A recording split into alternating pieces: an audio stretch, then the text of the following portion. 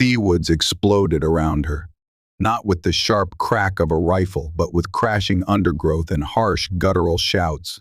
Rebecca risked a fractional glance backward, not toward the clearing. Oh, God! Never toward the clearing where he fell, but towards the Sorciof, the immediate pursuit.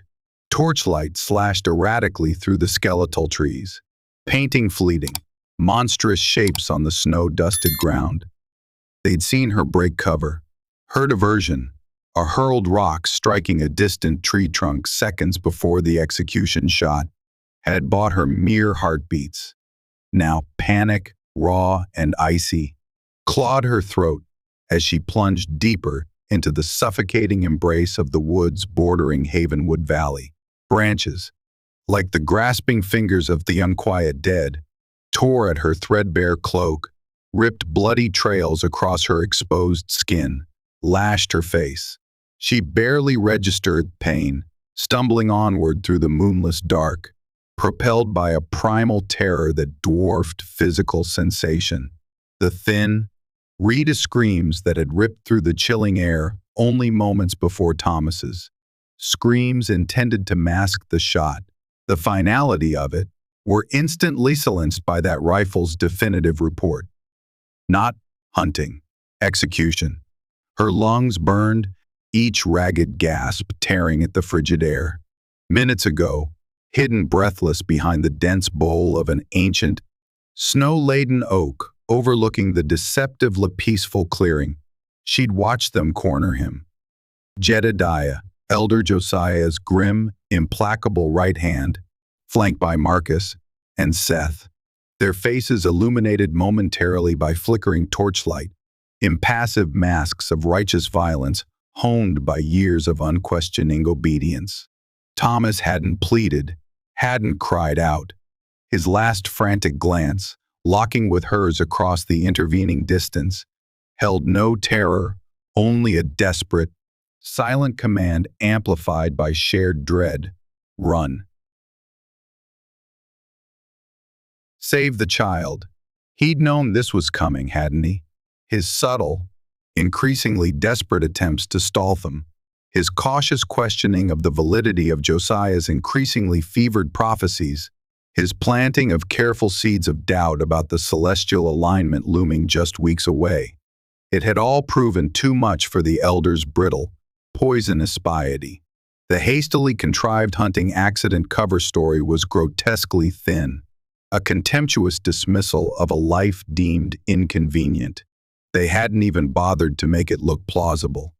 Thomas had played his part bravely, buying her these precious, frantic seconds with his very life. Now, muffled shouts erupted much closer behind her. Spread out. She couldn't have gone far. Find the woman and the lamb.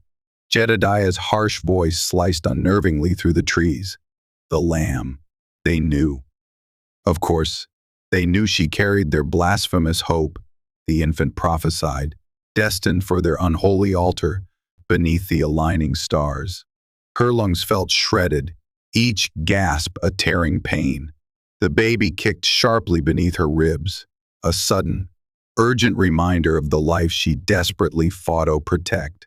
That small, insistent movement galvanized her failing legs. She couldn't fail him, couldn't let Josiah's madness touch him. Bursting abruptly from the suffocating tree line onto a windswept rise, the vast, indifferent darkness of the snow-covered plains stretched before her, a terrifying expanse offering no discernible shelter, only brutal, unforgiving exposure. The wind tore at her, biting cold, stealing her breath, whipping icy particles against her already stinging face. But she ran, driven now not just by abject terror, but by a burgeoning, ferocious maternal instinct. Havenwood Valley, the picture-perfect facade painted over festering spiritual rot, was physically behind her, but its shadow stretched long, dark, and grasping across the frozen land. Days blurred into a desperate scramble for survival, a nightmarish haze of exhaustion, gnawing hunger, and the ever-present thrum of adrenaline. Rebecca pushed relentlessly westward, fueled by snatched bites of frozen, scavenged berries and gritty, fibrous roots dug painfully from the iron-hard earth, drinking meltwater from icy streams, seeking pathetic shelter in shallow ditches or beneath sparse, skeletal overhangs. Once, terrifyingly close, she'd burrowed herself and her increasingly cumbersome, telltale, swollen belly deep into a tangle of thorny bushes as two Havenwood riders passed bare yards away, their crude speculation about her fate, likely wolf bait by now, maybe froze solid in some gully, chilling her to the bone more effectively than sub-zero air. She learned to move only under the cover of moonless darkness or swirling snow, learned the bitter, metallic taste of near starvation, the constant tremor-off adrenaline, her only dubious companion. The landscape itself felt hostile, an active participant in her ordeal. During one panicked traverse across a snow-laden slope, a deep crack echoed from above, an avalanche. She threw herself sideways behind a meager cluster of rocks as a river of snow surged past, the roar deafening, the icy blast stealing her breath, leaving her buried waist-deep and trembling violently long after the immediate danger had passed. Survival felt less like providence and more like a series of increasingly improbable, harrowing escapes. Finally, just as a particularly brutal blizzard swept down from the northern peaks with sudden, blinding ferocity, providence, or perhaps mere blind, dumb luck, for divine kindness felt utterly alien, a cruel joke in this harsh land, led her stumbling towards a dark silhouette, half buried in churning snowdrifts, a dilapidated trapper's cabin, perched precariously on an exposed ridge, more ruin than refuge. It was meager sanctuary, already feeling like a trap. Inside, the wind howled like a legion of starving wolves, each savage gust a physical blow against the rotting timbers, driving fine, icy needles of snow through myriad cracks in the walls and roof. Huddled beneath a single, moth-eaten, impossibly thin blanket that offered pathetic defense against the bone-deep chill, Rebecca wrapped her gloved, numb hands protectively around the taut swell of her belly. The hollow ache of starvation was a constant, dull torment, eclipsed only by the grinding anxiety for her unborn child, and the ominous rhythmic pains low in her back, far too soon, terrifyingly soon. The baby shifted restlessly, a small rebellion against the invasive cold, a fragile flicker of life insisting itself against the crushing weight of despair. Havenwood, with its deceptive tranquility, felt like a lifetime ago, yet its insidious tendrils remained wrapped tight around her heart. She saw it clearly, the whitewashed fences struggling vainly to contain the festering darkness within, the brittle neighborly waves masking sharp judgment, the Sunday sermons thick with honeyed lies, dripping relentlessly from Elder Josiah's tongue, his eyes glittering with a fanatic zeal that chilled her soul to its core. A meticulous predator cloaked in piety, he had orchestrated everything with chilling precision. Her arrival in the valley as a lonely, vulnerable widow seeking refuge, the swift, calculated courtship with Thomas, kind, gentle, haunted Thomas, already hopelessly ensnared in the Order's insidious web long before she arrived, the hurried wedding orchestrated by the community elders, the overwhelming communal expectation, the demand for their child. Not hers and Thomas's, she now understood with stomach-churning clarity, but the Order's. The prophesied culmination of generations of deliberately warped scripture and shadowy, half-whispered pre-settlement practices. The sacred lamb, whose perfect, untainted purity, offered up willingly or not, during the imminent celestial alignment, would supposedly purchase divine favor, earthly power, dominion over the perceived lesser souls outside their toxic circle. Thomas's quiet, desperate defiance, his veiled warnings whispered urgently late at night about the order's true nature, about Josiah's insatiable, pathological hunger for absolute control, had finally grown too bold, too overt. His meticulously staged accident wasn't just murder, it was a brutal, unambiguous declaration. Dissent would not be tolerated. Escape had been her only desperate option, a frantic gamble executed under the concealing cloak of a new moon, slipping past drunken patrols already inflated with self-importance, fueled by sheer terror and the fierce, primal, undeniable need to save her unborn son. The mountains had been brutal, the plains vast and terrifyingly exposed. This cabin was a temporary, failing reprieve. Her meager scavenged supplies were long gone. Her strength was evaporating with terrifying speed. The pains intensified, closer now. A darker shape abruptly blotted the single grimy window pane, starkly distinct from the swirling white chaos outside. Rebecca froze, heart hammering against her ribs like a frantic drum, ice seizing her veins. Not a shadow, not the storm's fury. Him, or them. Panic, sharp and suffocating, clawed at her throat again. Was this it? Had Josiah's merciless, seemingly omnipresent reach found her already? The cabin door didn't just creak.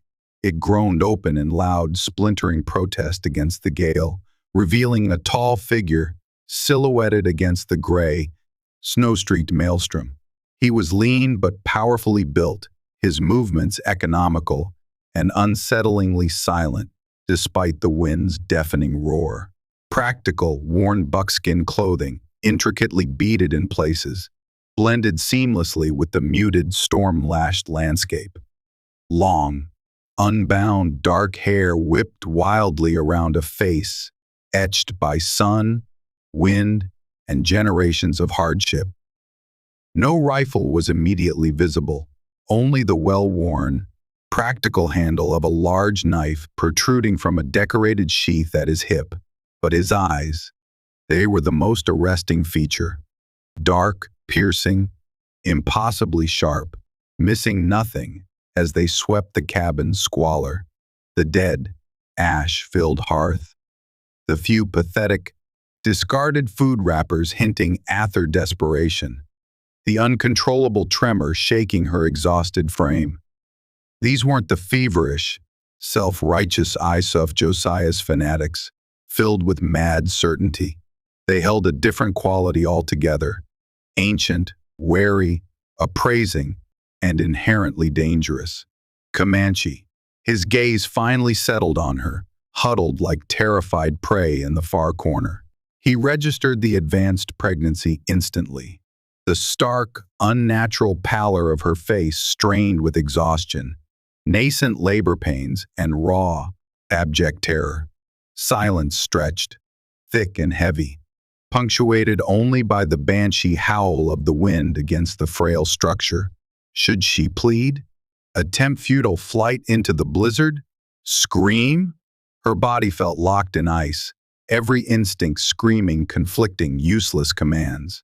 "You are far from your people," he stated finally, his voice a low, resonant vibration that somehow cut cleanly through the storm's encompassing noise. Not an accusation, just an observed fact, heavy with unspoken implication. Hot tears sprang to her eyes, freezing almost instantly into stinging crystals on her cold cheeks. "Please," she choked out, the word fractured, pathetic. "They're hunting me. The order, from Havenwood Valley. They killed my husband. They want my baby." The admission felt like shedding her final, ragged layer of defense, exposing her raw, desperate vulnerability to this utterly unknown, potentially hostile stranger. The Comanche warrior stepped fully inside, pulling the groaning door shut against the wind's renewed, furious assault. Thestorm's roar lessened fractionally, immediately replaced by the charged, almost palpable intensity of his presence in the tiny, suffocating space. He moved with a predator's inherent grace, his swift, absolute assessment of the cabin, and her, deeply unnerving.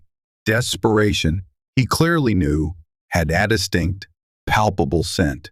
His gaze returned to her, lingering momentarily on her swollen abdomen, and for a fleeting, almost imperceptible moment, something shifted deep within his stoic expression.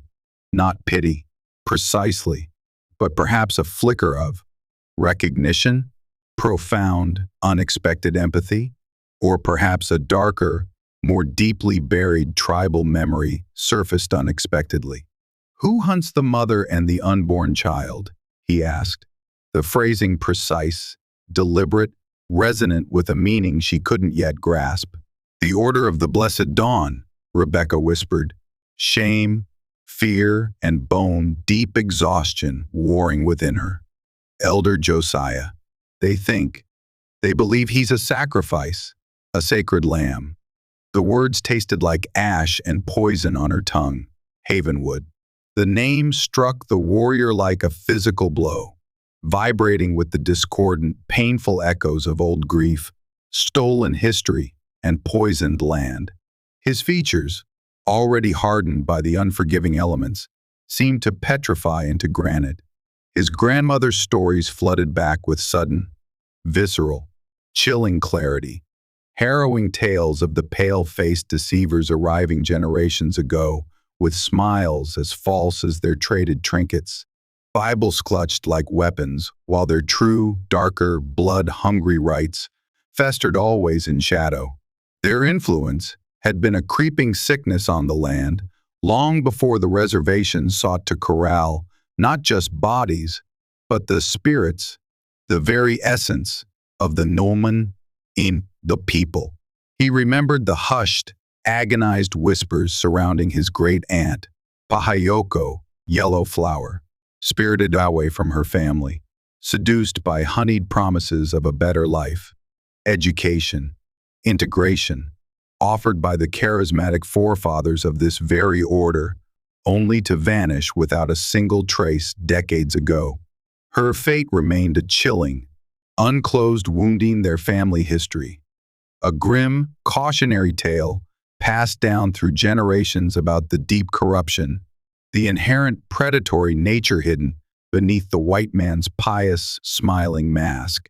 He'd heard recent, troubling rumors, passed along trade routes, that Josiah himself, as a young, ambitious, disturbingly zealous acolyte, had been directly involved in Yellow Flower's disappearance, perhaps seeing her, a vibrant young Comanche woman, as an early flawed vessel, before their abhorrent doctrines became more racially refined, more inwardly focused. He'd previously dismissed them as exaggerated campfire fears, stoked by justifiable resentment.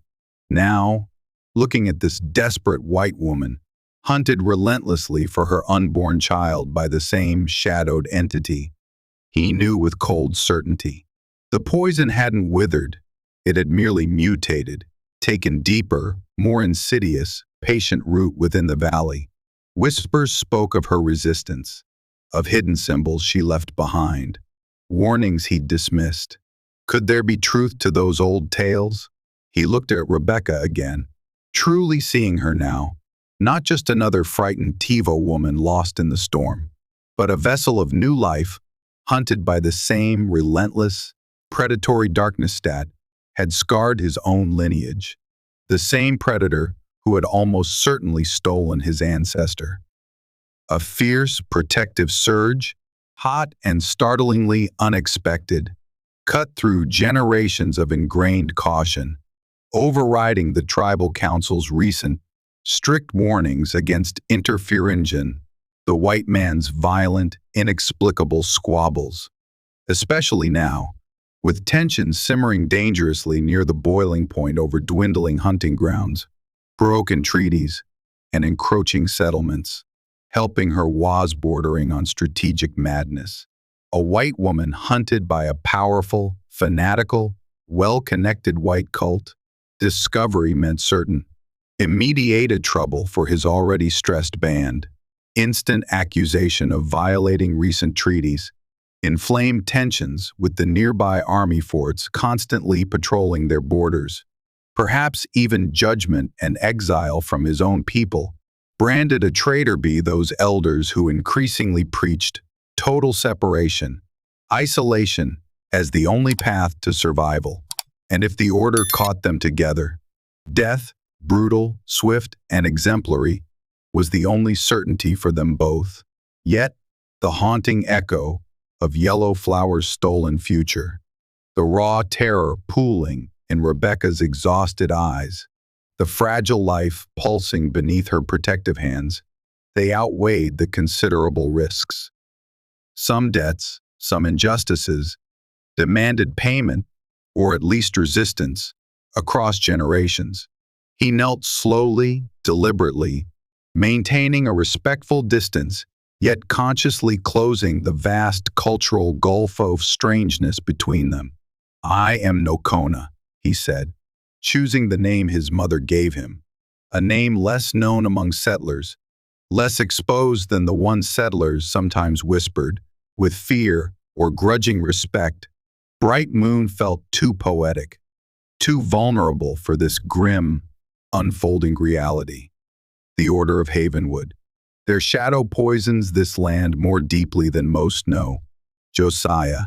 He preys on those they deem weak, those outside their cursed flock, or those who carry something precious they covet for their dark rights. He paused, his dark gaze locking intensely with hers, unwavering. They will not have this child. It wasn't a boast, nor a casually offered promise. It was a quiet vow, spoken with a chilling conviction that sliced cleanly through Rebecca's overwhelming despair, igniting the first fragile spark of genuine, potent hope she had felt since Thomas's last desperate, love-filled look. Tears flowed freely now, hot track-scudding clean paths down her frozen face. A volatile, overwhelming mix of staggering relief, residual terror, and stunned, grateful disbelief warring within her exhausted body. "Why?" she whispered, the sound ragged, desperate to grasp this sudden, utterly impossible, lifeline extended from the heart of the storm. "Why risk yourself, your people, for me, for us? They are dangerous, powerful, well-connected, even outside the valley." Nokona's eyes seemed to hold the accumulated sorrow of ages. "Their darkness stole from my family. Long ago," he said softly, the admission clearly costing him, peeling back a painful layer of his stoic reserve. "A young woman. Pahayoko," like a flower plucked violently. Too soon. Some debts span generations. Some shadows must be confronted, protecting an innocent life from their twisted touch. It is a blow against that lingering shadow, a small measure of justice perhaps. He rose fluidly, gracefully. "But we cannot linger here. This place offers scant shelter, and even this blizzard will not hide your trail from them indefinitely. They will search, relentlessly." He helped her gently, carefully to her feet. His stouch, even through the thin, rough blanket, was surprisingly steady, his grip like warm steel beneath the worn buckskin. Rebecca leaned heavily against him, her legs feeling like useless rubber bands stretched far beyond their limit. Suddenly, a sharper, deeper, undeniable pain gripped her, radiating fiercely from her lower back, stealing her breath completely. I don't think I can travel far," she gasped out, clutching her belly, fresh, urgent fear washing over her in a cold wave. "The baby, I think it's coming. Now." Nokona's eyes swept over her, a quick, pragmatic, unavoidable assessment. There was no hesitation in his reaction, only grim acceptance of the harsh reality. He gave a curt, decisive nod. There is a place, hidden, not far, if the storm permits passage, but the way down will be difficult. He adjusted the ragged blanket more securely around her shoulders, shielding her slightly from the biting drafts still penetrating the inadequate cabin walls. Courage now, Rebecca. Courage for the life you carry. He opened the groaning door once more, and together, supporting her weight against his solid frame, they stepped out into the teeth of the howling, blinding blizzard.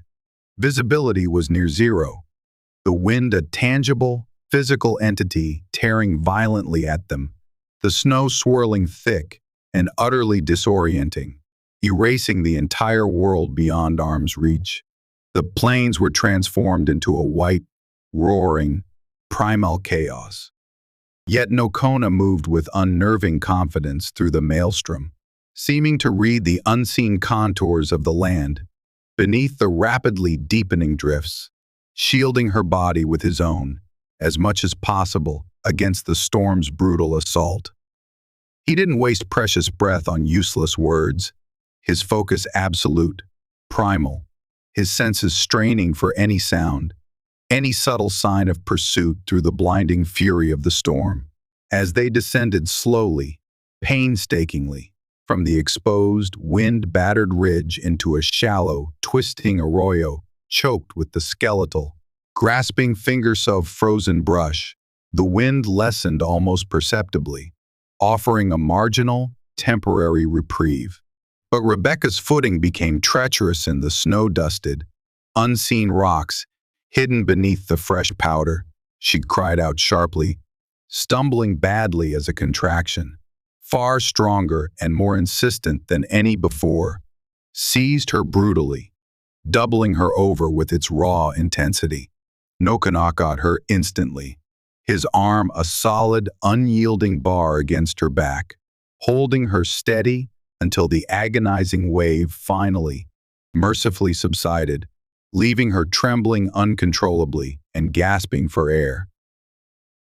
Sweat beaded cold on her forehead despite the freezing air, her face bleached bone white in the dim, storm-filtered gray light. "He's coming," she panted, the words ripped away by a sudden vicious gust. "Now. It's happening now." Kona's expression remained largely impassive, a mask carved carefully by years of hardship and stoic tradition, but his dark eyes darted urgently around the confined, snow-filled space of the arroyo, seeking desperately. Further down, almost swallowed by deeper shadow sand accumulating snowdrifts beneath a protective rock, overhang tangled thickly with frozen, grasping roots, was the dark, inviting mouth of a small cave. "There," he commanded, his voice tight, pointing decisively. "Shelter. Be strong. A little further." He practically carried her the last 50 agonizing yards, easing her down with surprising gentleness onto the cold, sandy floor just inside the cave mouth. It was cramped, primitive, barely large enough for two people, and a small, flickering fire, but it crucially broketh the wind's relentless, chilling assault. The air inside was frigid but mercifully still, carrying the ancient, undisturbed sense of dry dust, old earth, and something faintly musky animal. Wasting no precious time, Kona moved deeper into the protected reaches of the arroyo, gathering dry brush and miraculously finding viable twigs shielded beneath larger overhangs, despite the pervasive, wind-driven snow. With the expert, economical movements of flint striking steel against his knife blade, he coaxed a tiny, fragile spark into hesitant flame, nurturing it carefully, shielding it with his own body until it caught properly, growing into a small, vital fire near the cave entrance. The flickering orange light immediately pushed back the oppressive gloom, casting their elongated, dancing shadows onto the rough rock walls like primal figures in some ancient, fire-lit, desperate tableau. He offered her water from his worn, finely decorated waterskin, She drank greedily, the cold liquid a temporary, inadequate balm to her raw, parched throat. Almost immediately, another powerful contraction hit, seemingly more brutal than the last, wrenching a raw, involuntary cry from her very depths. Rebecca buried her face in the rough, scratchy blanket, her knuckles turning white with the intense effort of containment, of endurance. Kona watched, his stoicism a thin, fraying veil over palpable, underlying concern. Tracking enemies, hunting game, silent, fluid movement across hostile terrain, even lethal, close-quarters fighting. Those were his familiar elements, skills honed meticulously since boyhood among his people. This raw, elemental, utterly terrifying process of birth was alien, dangerous territory, something spoken of only in hushed, respectful tones by the elder women of his band. Yet, the vow he'd made resonated deep within him, inextricably anchored now to the poignant memory of Yellowflower's stolen future, her stolen life. He would not falter. He could not.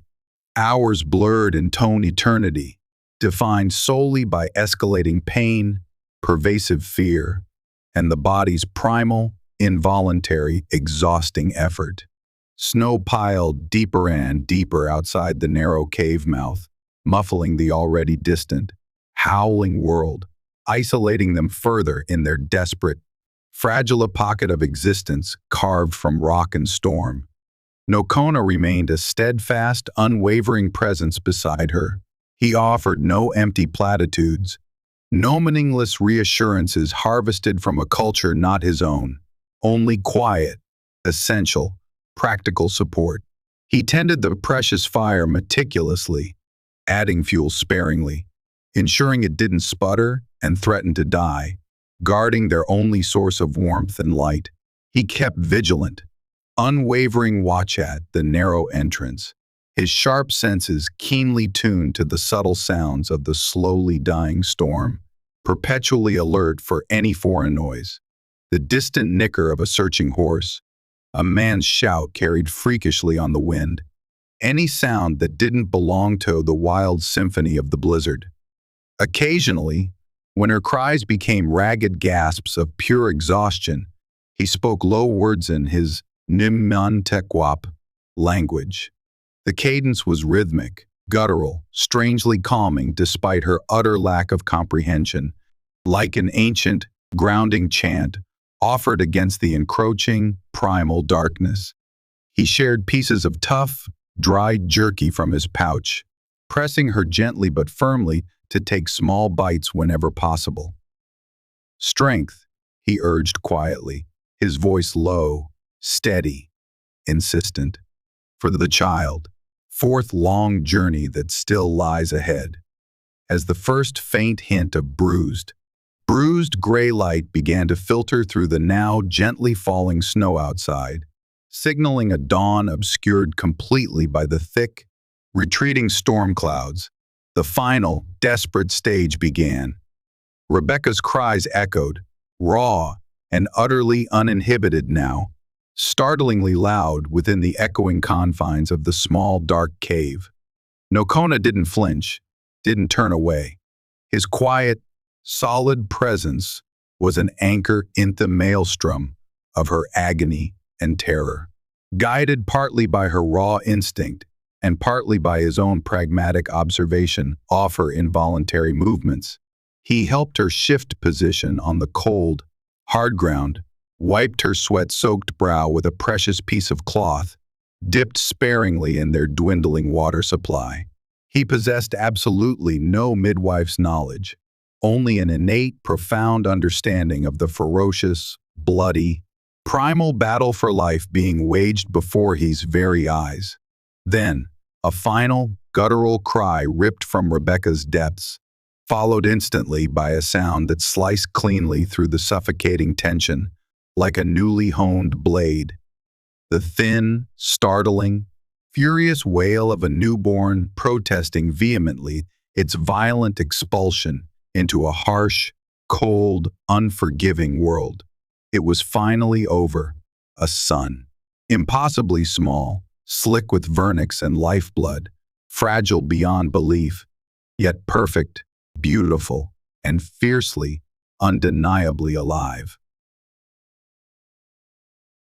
Kona carefully, expertly cut the umbilical cord with the razor-sharp edge of his hunting knife, his movements economical, precise, practiced from countless animal births. Utter exhaustion crashed over Rebecca like a physical tidal wave, washing away the pain, but beneath it surged a concurrent wave of love so fierce, so intensely, primordially protective, it momentarily burned away the ragged, bleeding edges of her fear and trauma. She looked up at Kona through a fresh blur of tears, no longer from pain or fear, but from overwhelming, bone-deep, profound gratitude. "You saved us," she whispered, her voice wrecked, thin, barely audible above the baby's persistent cries. "Both of us. Thank you, Kona. Thank you." Kona met her exhausted, grateful gaze.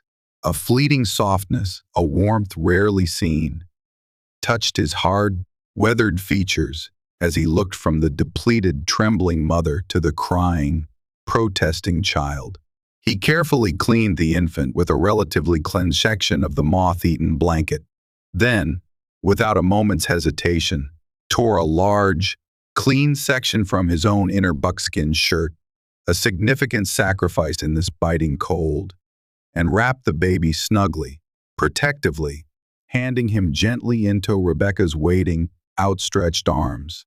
"He is strong," Kona observed, his voice low, resonant, conveying approval, like his mother.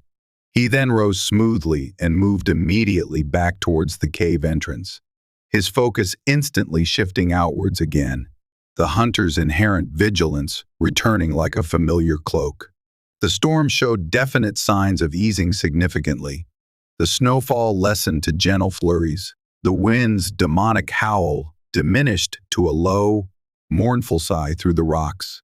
This meant travel, for them and, more ominously, for their relentless pursuers, would soon be possible again. This small, hard-won sanctuary was utterly, dangerously temporary. Elder Josiah's twisted, obsessive fanaticism wouldn't be deterred by mere inclement weather.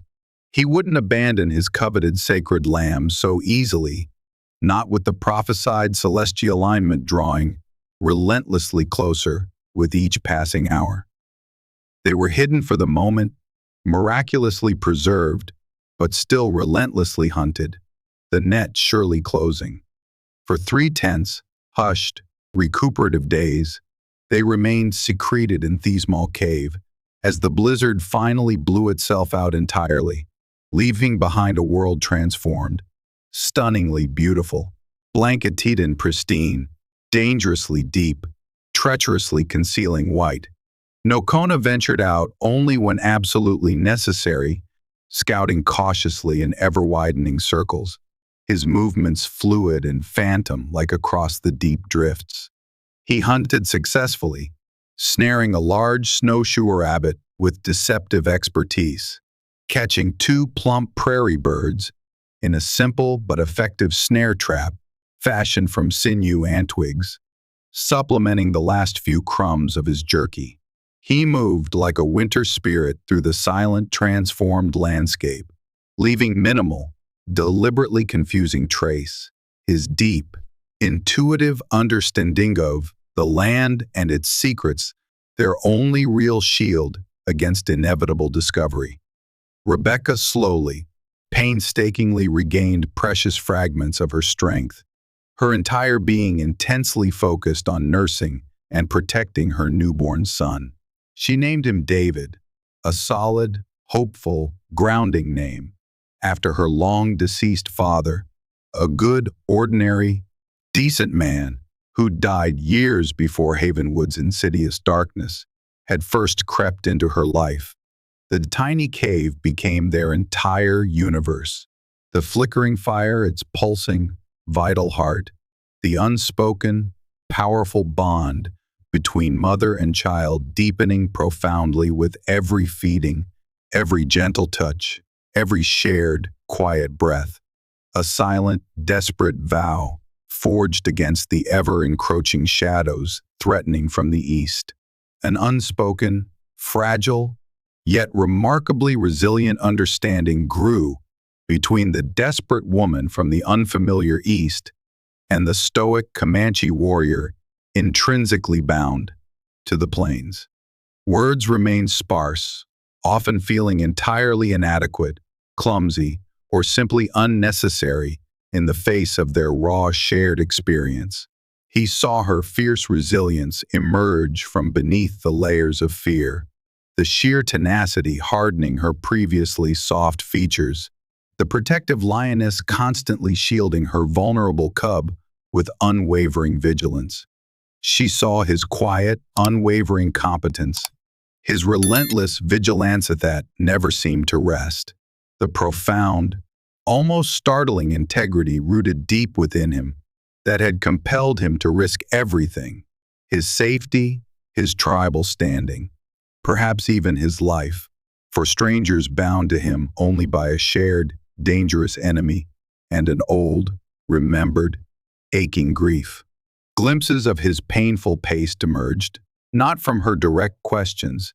She instinctively sensed an inviolable privacy surrounding his history, particularly concerning Yellow Flower, but from the fleeting, deep sadness that sometimes touched his expressive eyes when he watched the infant David sleeping peacefully, the hard, unforgiving set of his jaw whenever Havenwood was inevitably mentioned, the unconscious way he sometimes touched a faint, old, puckered scar low on his forearm, as if recalling a past pain, a previous battle against overwhelming odds. She began to slowly piece together fragmented impressions, profound loss, deep-seated betrayal tied inexorably to the manipulative deceivers and their shadowed, poisoned valley, a darkness stretching back much further, rooted deeper than she could truly comprehend. Perhaps, she thought with a jolt, Yellow Flower hadn't just vanished. Perhaps she fought back. Perhaps Nokanak knew more than he let on about her resistance, her defiance. On the fourth morning, the sun finally broke triumphantly through the lingering, tattered cloud cover.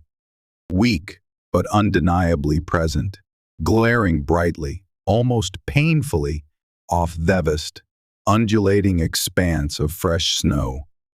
Kona returned from a longer scouting trip than usual, his face grim, the habitual mask of stoicism firmly locked in place.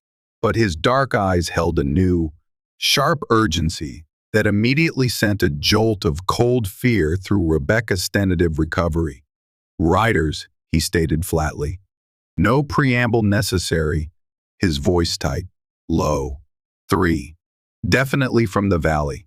Their sign is clear, fresh, on the ridge directly above us. They followed your original trail diligently from the abandoned cabin, lost it completely in the blizzard's peak, but they are casting wide now, searching methodically, relentlessly. They found the entrance to the arroyo minutes ago." He paused, adding ominously, "They seem guided, more focused than before." Fear, sharp and immediate, lanced through Rebecca's fragile cocoon of recovery, stealing the tentative warmth she'd just begun to feel nestle within her. David stirred fretfully in her arms, fussing slightly as if intuitively sensing the renewed, imminent threat. "They know we're here?" she whispered, her voice barely audible, choked with resurgent panic. "Not this specific cave, not yet. The constant falling snow during the blizzard covered our tracks, leading down here into the arroyo floor. But they search methodically, relentlessly. They will find this arroyo again soon enough. It is only a matter of time." Kona was already gathering their few essential belongings, efficiently securing the infant David warmly against Rebecca's chest in the makeshift buckskin sling he'd skillfully fashioned earlier. Whispering Reed's mention of Josiah seeking darker alliances echoed unsettlingly. Guided? Could the Order be using more than just tracking skills? Some ritual? The thought was chilling. There is another place, Nokona continued, his voice urgent. A hidden canyon my people sometimes use for winter camp, when pressure from the soldiers becomes too high. Concealed deep within the broken lands further to the west. Much harder terrain, rockier, harder to track there, if we can reach it unseen. He looked Ather directly, his gaze intense, compelling. We move. Now. The journey westward was immediately, brutally demanding. The deep snow, pristine and deceptively beautiful from afar, made each struggling step an exhausting, lung-searing, muscle-burning effort. Rebecca, still significantly weakened by childbirth and the preceding days of severe deprivation, leaned heavily on Nokona's offered, solid arm, her leg muscless screaming in violent protest with every upward slope or treacherous downhill scramble. David, blessedly quiet for the most part, perhaps sensing the overwhelming tension radiating from both adults, occasionally let out a small, startled cry that seemed deafeningly, dangerously loud in the vast, unnerving silence of the snow-covered landscape. Nokona pushed them relentlessly, his pace demanding but meticulously calculated, pausing only for brief, sheltered rests, strategically chosen out of the biting wind, his eyes constantly scanning their vulnerable back trail, his ears perpetually tuned to the slightest unnatural sound that might betray imminent pursuit, the distant, muffled nicker of a horse, the sharp, distinct crack of a dry twig snapped underfoot, the faint, disembodied call of a searching man echoing unnervingly from a distant ridge. He deliberately chose paths that seemed utterly illogical, frustratingly counterintuitive to Rebecca, scrambling laboriously over snow-laden boulders, wading through treacherous sections of a partially frozen stream, where the moving water would hopefully obscure their scent and tracks, pushing determinedly through dense, snow-heavy thickets of sharp juniper and abrasive pine that snagged their clothes mercilessly and whipped stinging branches across their faces. Every agonizing step, every calculated deviation, was consciously designed to confound and delay pursuit. Mid-afternoon found them traversing a particularly treacherous, ice-slicked ledge, running along the exposed side of a steep, unforgiving canyon. Below them, the canyon floor dropped away into a dizzying, shadowed abyss. Above, sheer, impassive rock offered precious few reliable handholds. The wind gusted unpredictably here, whipping snow into their eyes, threatening their precarious balance with every step. Suddenly, inevitably perhaps, Rebecca's foot slipped disastrously on a hidden patch of treacherous black ice concealed beneath a thin layer of deceptive powder snow. She cried out in pure terror, lurching sideways violently, clutching David instinctively, reflexively to her chest as she started to fall helplessly towards the waiting void. In a blurred heartbeat, Nokona reacted with pure reflex. Dropping his essential walking stick instantly, he lunged, grabbing her upper arm with bone-jarring, desperate force, his other hand scrabbling, finding a precarious, inadequate hold on a jutting spur of ice-coated rock.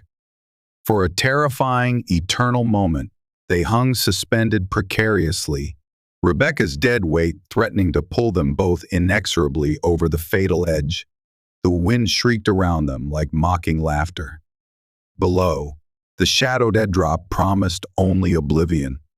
Slowly, painstakingly, gritting his teeth visibly with the immense strain, using leverage, balance, and sheer, desperate strength, Nokona hauled her bodily back onto the relative, temporary safety of the narrow ledge. Rebecca collapsed weakly against the cold rock wall, trembling violently, uncontrollably, gasping desperately for air. David blessedly unharmed, but wailing loudly now, from the sudden shock and his mother's palpable fear. "Thank you," she breathed again, the words utterly, hopelessly inadequate. No, Kona merely nodded grimly, retrieving his vital stick, his face visibly pale beneath its ingrained weathering. "Watch the ice," was all he said, his voice tight with residual adrenaline. But the shared, terrifying brush with sudden death solidified their fragile, burgeoning bond further, a stark, visceral reminder of the constant, pervasive peril surrounding them. Late that same harrowing afternoon, they were cautiously navigating a narrow, winding pass, the snow blessedly shallower here between two sheer, imposing, wind-scoured sandstone mesas. The sun, already dipping low towards the unseen western horizon, cast long, distorted, vaguely menacing shadows across the stark landscape. Suddenly, Kona froze abruptly mid-stride, his entire body going utterly, preternaturally still, radiating tension like a tightly coiled spring. He yanked Rebecca swiftly, urgently behind a jagged cluster of weathered granite boulders, clamping a hand lightly but firmly over her mouth. Just as Shess started to ask why, his dark eyes fixed intently on the eastern entrance to the winding pass. A single finger pressed urgently, silently to his lips in warning. Seconds later, the distinct, utterly unwelcome sound of shod hooves crunching hesitantly on snow-covered rock reached them, echoing slightly, ominously in the confined space. Muffled, rough male voices followed immediately, carried clearly on the frigid, still air. 3 riders emerged cautiously at the eastern end of the pass, their figures stark, ominous silhouettes against the brilliant white snow beyond. Rough, hard-faced men, faces grim and weather-beaten, bundled tightly in the dark, heavy wool coats universally favored by the order's grim enforcers. Rifles rested easily, chillingly familiarly, across their worn saddles, their very posture betraying their deadly, unwavering purpose. Rebecca's blood ran instantly cold as she recognized the leader without doubt, despite the distance. Jedediah, Elder Josiah's right hand, his eyes visible even from afar as chips of pale, merciless ice, his thin face set in harsh lines of cruel, fanatic determination. The other 2, Marcus and Seth, flanked him like grim hounds, trails thin as piss in this blowing snow. "Jed," Seth grumbled loudly, his voice coarse, spitting a thick stream of brown tobacco juice contemptuously onto the pristine white ground near his horse's feet. "Could have gone anywhere from that damn arroyo. Or nowhere. Frozen stiff by now, most like. Damn waste of valuable time, if you ask me. Coyotes or wolves probably got 'em both by now." Marcus, the heavier of the 2 men, sneered, his small, piggy eyes scanning the imposing rock formations dismissively. "Saved us the damn trouble. Freeze-dried preacher's wife and her little bastard." He chuckled humorlessly, a rasping sound. "But the elder, he don't care about her. He still wants the lamb. Says the alignment waits for no man. Note in him. Needs that. Purity. For the offering." He spat the word purity like a vile curse. There was an underlying tension, a weariness in their voices suggesting this relentless pursuit was taxing even these hardened fanatics. Jedediah, ignoring the coarse, weary banter entirely, scanned the surrounding terrain with the sharp, cold, analytical focus of a seasoned predator, accustomed to tracking both beast and man. His calculating gaze missed nothing. "She's alive," he stated flatly, his voice devoid of any discernible emotion, chillingly certain. "And she has the offering." The elder was particularly insistent on that crucial point before we left. "He feels close. He subtly touched a small, dark, intricately carved wooden amulet hanging beneath his heavy coat, a gesture Rebecca hadn't noticed before. Was that the source of their unnatural guidance? Find them. Bring the child back unharmed. The woman. Jedediah paused ominously, his pale eyes narrowing slightly as they swept the shadows. She's witnessed far too much, become a dangerous liability, a loose end. The elder permits no loose ends. The chilling finality in his tone sent a fresh, agonizing wave of terror flooding through Rebecca. He squinted, noticing a barely discernible game trail branching off raggedly to the south, partially obscured by recently drifted snow. Could be, she panicked, tried for easier ground down there. Seth, you take that trail. Follow it out a mile, maybe two. See if she doubled back towards the lower plains. Marcus, you ride forward with me. We keep strictly to the main pass. Stay sharp. Fire one shot if you find clear sign. 2 shots for contact. No mistakestes time.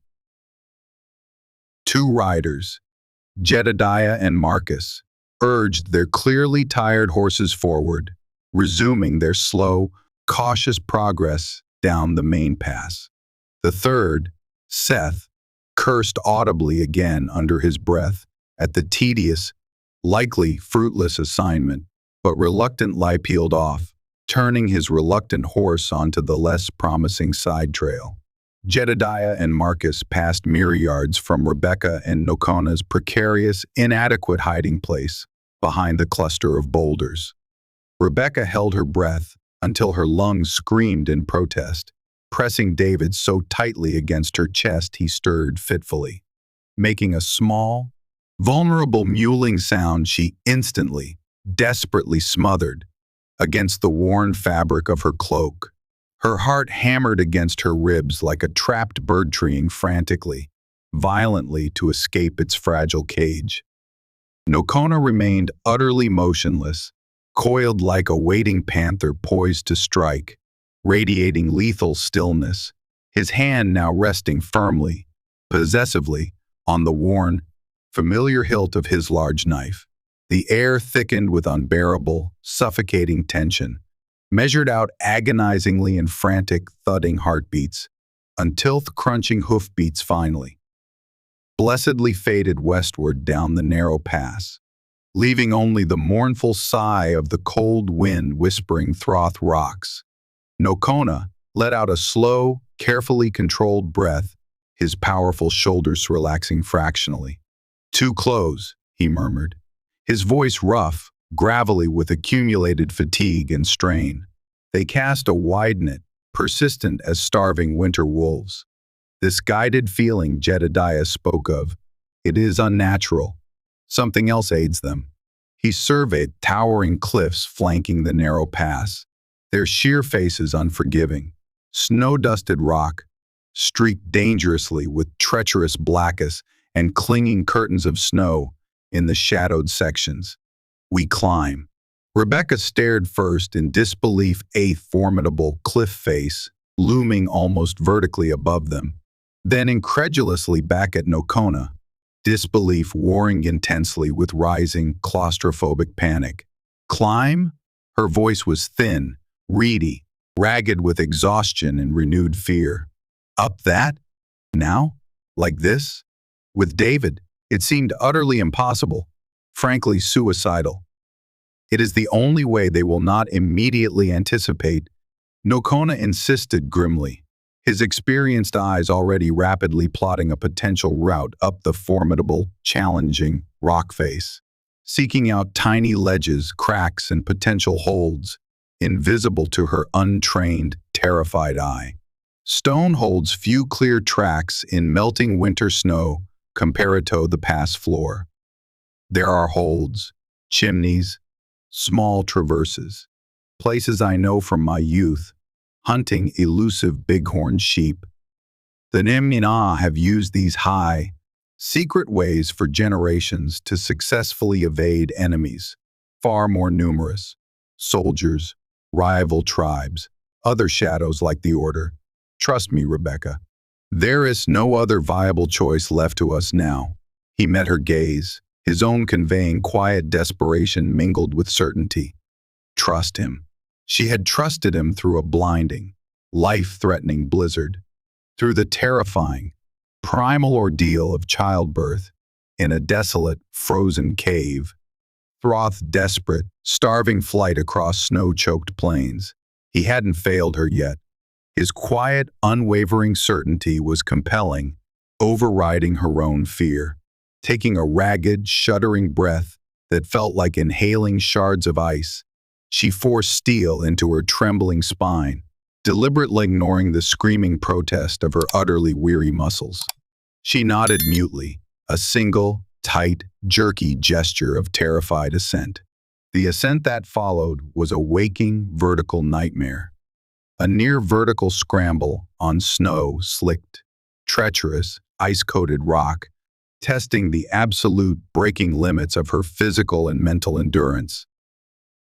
Kona led the way, moving with uncanny, fluid agility and seemingly impossible balance, finding handholds and footholds that seemed impossibly small or utterly non-existent to her panicked eyes, occasionally securing thin, incredibly strong ropes of braided hide, carried coiled neatly at his waist, in the most treacherous, exposed spots to provide her with marginal, psychological assistance. He guided her constantly, patiently, verbally, left foot higher. Rebecca, there is a solid ledge. Lean your weight, fully into rock face here. Trust it. Sometimes physically hauling her upwards with startling strength when her own failing grip threatened to give way entirely.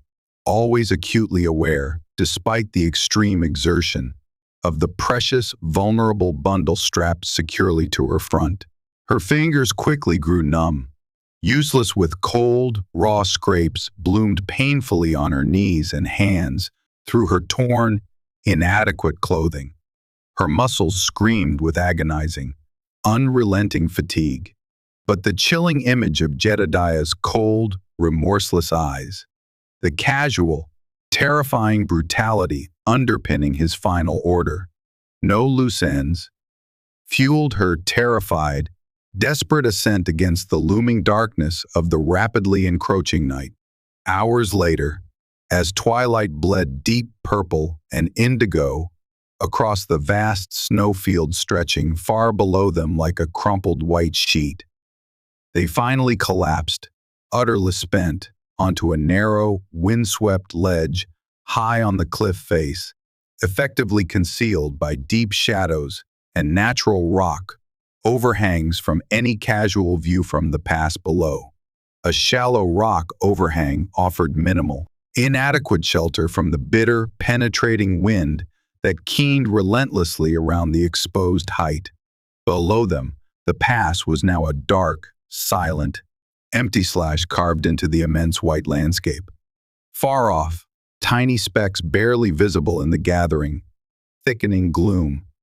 Kona spotted Seth rejoining Jedediah and Marcus near the western exit of the pass.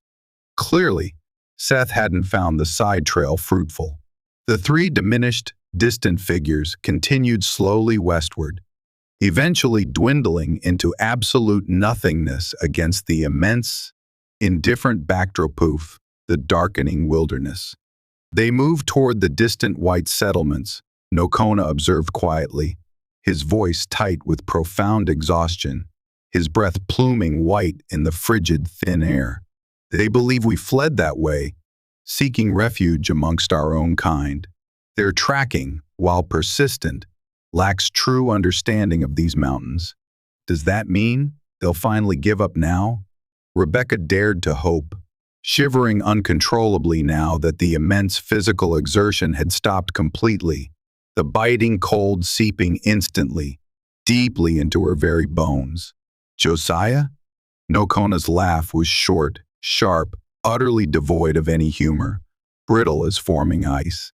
He fanatically believes his power, his very connection to his twisted, bloodthirsty god, hinges entirely on spilling your son's innocent blood at the precisely appointed hour of the celestial alignment. Fanatics like him never give up, not while they draw breath and believe their path is divine. He will simply assume Jedediah failed, or was mistaken, or perhaps even turned aside by hardship. He will send more searchers, perhaps even trackers more skilled, more ruthless than those fools. Perhaps men will understand the old ways better, or darker methods. He glanced again at the direction Jedediah had ridden. We have bought precious time. Rebecca, maybe a day, maybe two. Nothing more permanent than that. The night spent huddled desperately together on the narrow, exposed ledge was a sheer torment of biting cold, relentlessly cramping muscles, and the suffocating weight of omnipresent fear. Sleep came only in brief, fitful, hallucinatory snatches, haunted by terrifying visions of swirling snow, leering familiar faces from Havenwood, and the imagined, chilling sound of pursuing hooves echoing from the rocks below.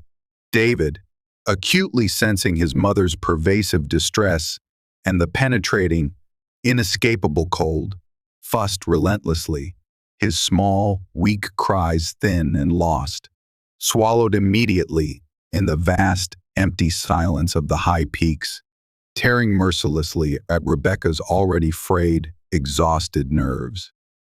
Kona kept tireless watch, a stoic, unmoving silhouette against the clear backdrop of diamond, hard, utterly indifferent stars, his unwavering gaze fixed intently towards the distant east, the direction of Havenwood, of his painful past, of his stolen kin, Pahayoko. He thought grimly off the hidden winter canyon, still a full day's hard, perilous travel away, across even more treacherous, broken terrain. And what then? He couldn't simply leave them there alone, vulnerable. Not now, not after everything. The responsibility felt absolute, unbreakable, guiding them much further west, far beyond the Order's longest, most persistent, perhaps even supernaturally aided reach, towards the bustling, anonymous chaos of distant, unknown California towns, or the relative, though potentially equally dangerous for a Comanche warrior security of isolated army forts, seemed the only logical, survivable long-term answer. But undertaking such an epic, uncertain journey meant definitively turning his back forever on his people, his ancestral lands, the familiar spirits of place, the very core essence of his noman, identity, exile. The word itself carried the heavy, chilling weight of spiritual death, a profound disconnection, the true, ultimate price of the promise he had impulsively made to a desperate stranger in a snowbound, ruined cabin settled heavily upon him, cold and hard as the frozen rock beneath them. He remembered a promise whispered to his dying mother, to always protect the family's honor, their history. Was this flight, this exile, protecting it or abandoning it? At the first pale, hesitant hint of dawn painting the eastern peaks with faint strokes of pink and gray, they pressed onward relentlessly, clinging precariously to the high, exposed ridges, deliberately avoiding the more easily traversed valleys below where pursuit was far more likely, where tracking would be simpler. The terrain remained punishingly difficult, unforgiving, demanding constant focus, but Kona's intimate, almost mystic knowledge of the land was their only map and compass. He found hidden seeps of vital, ice-free water bubbling miraculously from beneath insulating rocks, pointed out tough, edible roots buried deep under the snow that, when chewed slowly, painstakingly, eased the worst of Rebecca's gnawing hunger pangs. He took David from her exhausted arms for long stretches, carrying the infant securely, tenderly against his own broad chest in the buckskin sling, his usual profound stoicism melting slightly, noticeably, as Hesame times hummed a low, rumbling, guttural Comanche lullaby when the baby inevitably cried from cold or hunger. His large, calloused hand surprisingly gentle as he frequently checked the warmth of the wraps. Rebecca saw it clearly now, with growing awe and gratitude, the nascent, powerful, undeniable bond forming inexorably between the solitary, grieving warrior and the vulnerable, innocent child he had inexplicably, profoundly sworn his own life to protect. They were agonizingly close, nearing the specific, crucial landmark Kona sought, a distinctive, gnarled, ancient knot of wind, twisted junipers clinging stubbornly to a rocky slope, trees that cleverly concealed the narrow, hidden fissure leading down into the promised sanctuary of the hidden canyon.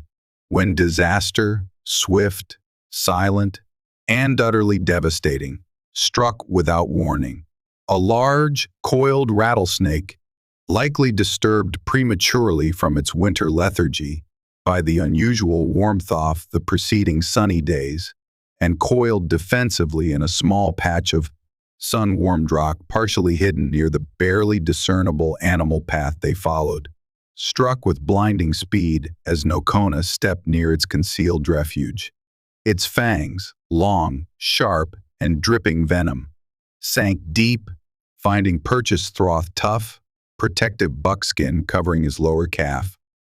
With a sharp, involuntary hiss of breath, a sound of pure pain, shock, and instant recognition of deadly, imminent peril, Kona reacted with ingrained, lightning speed. His knife became a silver blur in the bright morning light, instantly severing the snake's thick head cleanly from its still thrashing body. But the lethal damage was irrevocably done. He staggered back heavily, leaning for support against a nearby protruding boulder, his weathered face instantly tightening into a stark mask of agony. Without a second's hesitation, displaying brutal, frontier pragmatism born of harsh experience, he swiftly sliced deep, bleeding crosscuts over the twin fang marks, already beginning to swell ominously, pressing his mouth hard, fiercely to the rapidly discoloring wound, trying desperately, instinctively, to draw out the deadly venom, spitting copious amounts of bloody saliva onto the stained snow scattered at his feet. Rebecca screamed his name, a raw, ragged sound of pure, unadulterated terror, rushing blindly, stumbling to his side.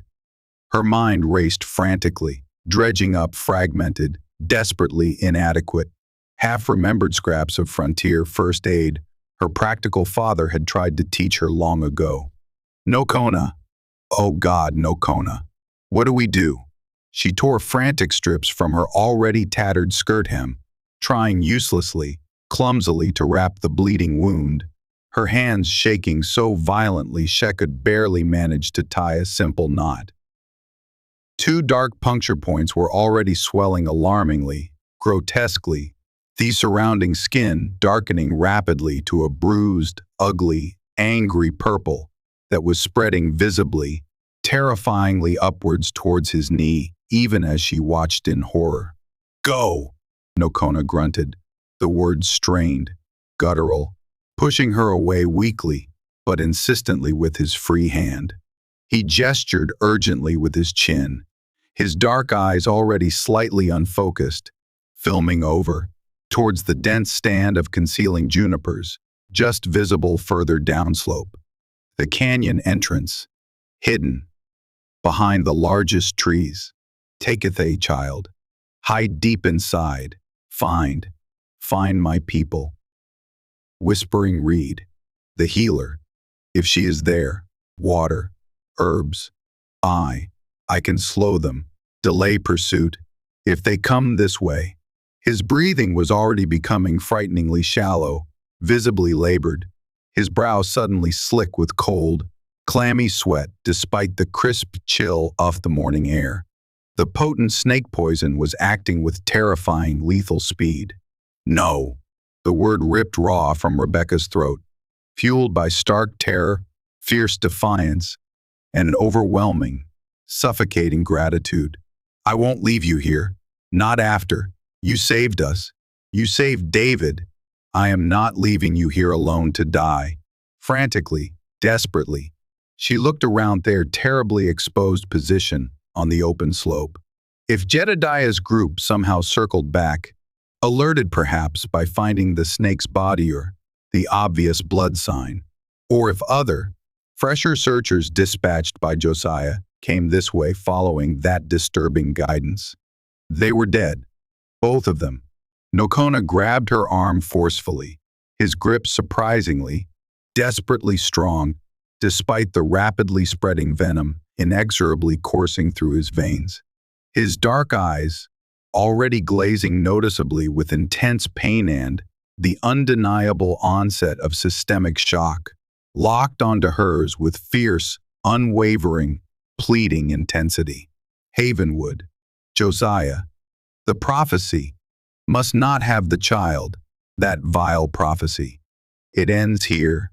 That is the only thing that truly matters now. My life. I just forfeit anyway if they find us together now. Go. Live, Rebecca. Raise him strong. Free. His voice faltered noticeably, trailing off into a weak whisper, his strength visibly, rapidly leaching from him with every passing, agonizing second. She was utterly paralyzed, causeless in the unforgiving jaws of an impossible, soul-tearing choice. Abandoning him here felt like physically ripping out her own heart, a betrayal beyond comprehension after all he had risked, all he had sacrificed, all he had selflessly done for her, for David. But his fierce, desperate, pleading gaze, his absolute, selfless, unwavering conviction. David's fragile, innocent life hung precariously, undeniably in the balance. Taking a deep, shuddering, painful breath that felt like swallowing shards of jagged glass, she leaned down quickly, briefly pressing the warm, sleeping bundle of David into Kona's trembling arms. The warrior held the child close for a single, poignant, heart-wrenching heartbeat, a look of profound, unimaginable sorrow, mixed with fierce protectiveness, passing fleetingly over his contorted, pain-racked features. I will hide him, Rebecca promised fiercely, her voice thick with unshed tears, choked with burgeoning grief and desperate resolve. Keep him safe deep inside. But I swear to you, Kona, on David's life, I am coming back for you. I swear it. Fighting back the gut-wrenching sobs that threatened to overwhelm her completely, she scrambled hastily, stumbling, downslope towards the dense juniper thicket, praying frantically, fervently, that she could somehow recognize the subtle signs Kona had briefly described for locating the concealed entrance. Finding the narrow, shadowed fissure hidden cunningly behind the low-hanging, tightly interwoven branches felt like passing through a secret portal into another, older, forgotten world. The air inside the incipient canyon was immediately stiller, colder, deeply shadowed, smelling of damp earth and pine needles. Moving quickly now, propelled by pure adrenaline and desperate urgency, she found a shallow, shadowed alcove further in, screened effectively by dry, brittle ferns clinging tenaciously to the cold rock wall. A small, concealed space, barely large enough to hold the infant safely. Gently, her heart feeling like it was breaking into a million pieces. With every protective movement, she laid the still sleeping David inside on a hastily gathered bed of dry leaves, whispering frantic, incoherent promises of imminent return, promises she desperately prayed she could keep. Then, forcing herself forward relentlessly, steeling her already frayed resolve, she hurried back towards the narrow canyon mouth, back towards Kona. He was slumped heavily against the rock exactly where she'd left him, his eyes closed his skin taking on an unnerving pale, clammy, grayish sheen in the shadows. The virulent swelling on his injured leg had crept visibly higher, already halfway to his knee. The angry discoloration venous, pronounced horrifying. Panic surged again, cold, complete, and overwhelming. He needed help, real medicine, ancient knowledge, healing rituals she couldn't even begin to imagine. His people. He'd mentioned his people sometimes used this hidden canyon for shelter. Could they possibly be here now? Could they possess the knowledge, the sacred medicine, the power to save him from the deadly venom, rapidly killing him right before her desperate eyes? With a surge of strength born of pure, animalistic desperation, she looped his heavy, unresponsive arm over her shoulders, somehow managing to half-drag, half-support his near-dead weight towards the concealing screen of dark junipers. It was agonizingly slow, painstaking, torturous progress, her own depleted muscles screaming with the effort. Kona, roused slightly by the jarring, painful movement, tried feebly, uselessly to assist, pushing weakly with his good leg, his breath coming in ragged, shallow, frighteningly weak gasps.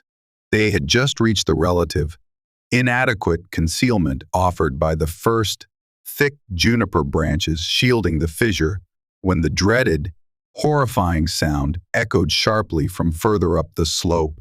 Horses, moving fast, not slowly searching now but riding with clear, deadly purpose.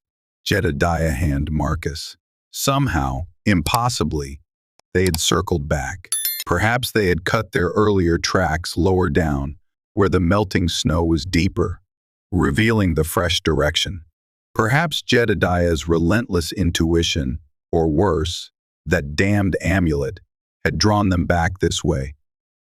Peering cautiously, heart pounding violently, through the thick screen of fragrant green needles, Rebecca saw them ride clearly into view, their eyes scanning the snow intently. Rifles now held at 30, fingers near the triggers. "Hold up, Jed," Marcus called out loudly, reining in his blowing horse sharply, pointing directly down towards the obviously blood-stained snow near the prominent boulder where Kona had been struck only minutes before. "Look here. Blood. Fresh. Lots of it." And he swung down heavily, clumsily from his horse, stooping low to pick something up carefully from the snow. Hay held it up grimly, the cleanly severed head of the large rattlesnake. "Well now, big fella. A rattler. Freshly killed. Vicious." He examined the disturbed ground more closely, kneeling despite the cold, ignoring the discomfort. "Someone got tagged. Right here. Looks bad, too. Tracks. See here? Looks like the woman helped him for a ways." Jedediah dismounted smoothly, fluidly, his icy eyes missing absolutely nothing. The disturbs now, the faint but undeniable drag marks leading directly towards the dense juniper thicket, the distinct size and shape of Kona's worn moccasin prints, impressed deeply beside Rebecca's smaller, heavier boot tracks in the softer patches near the thicket.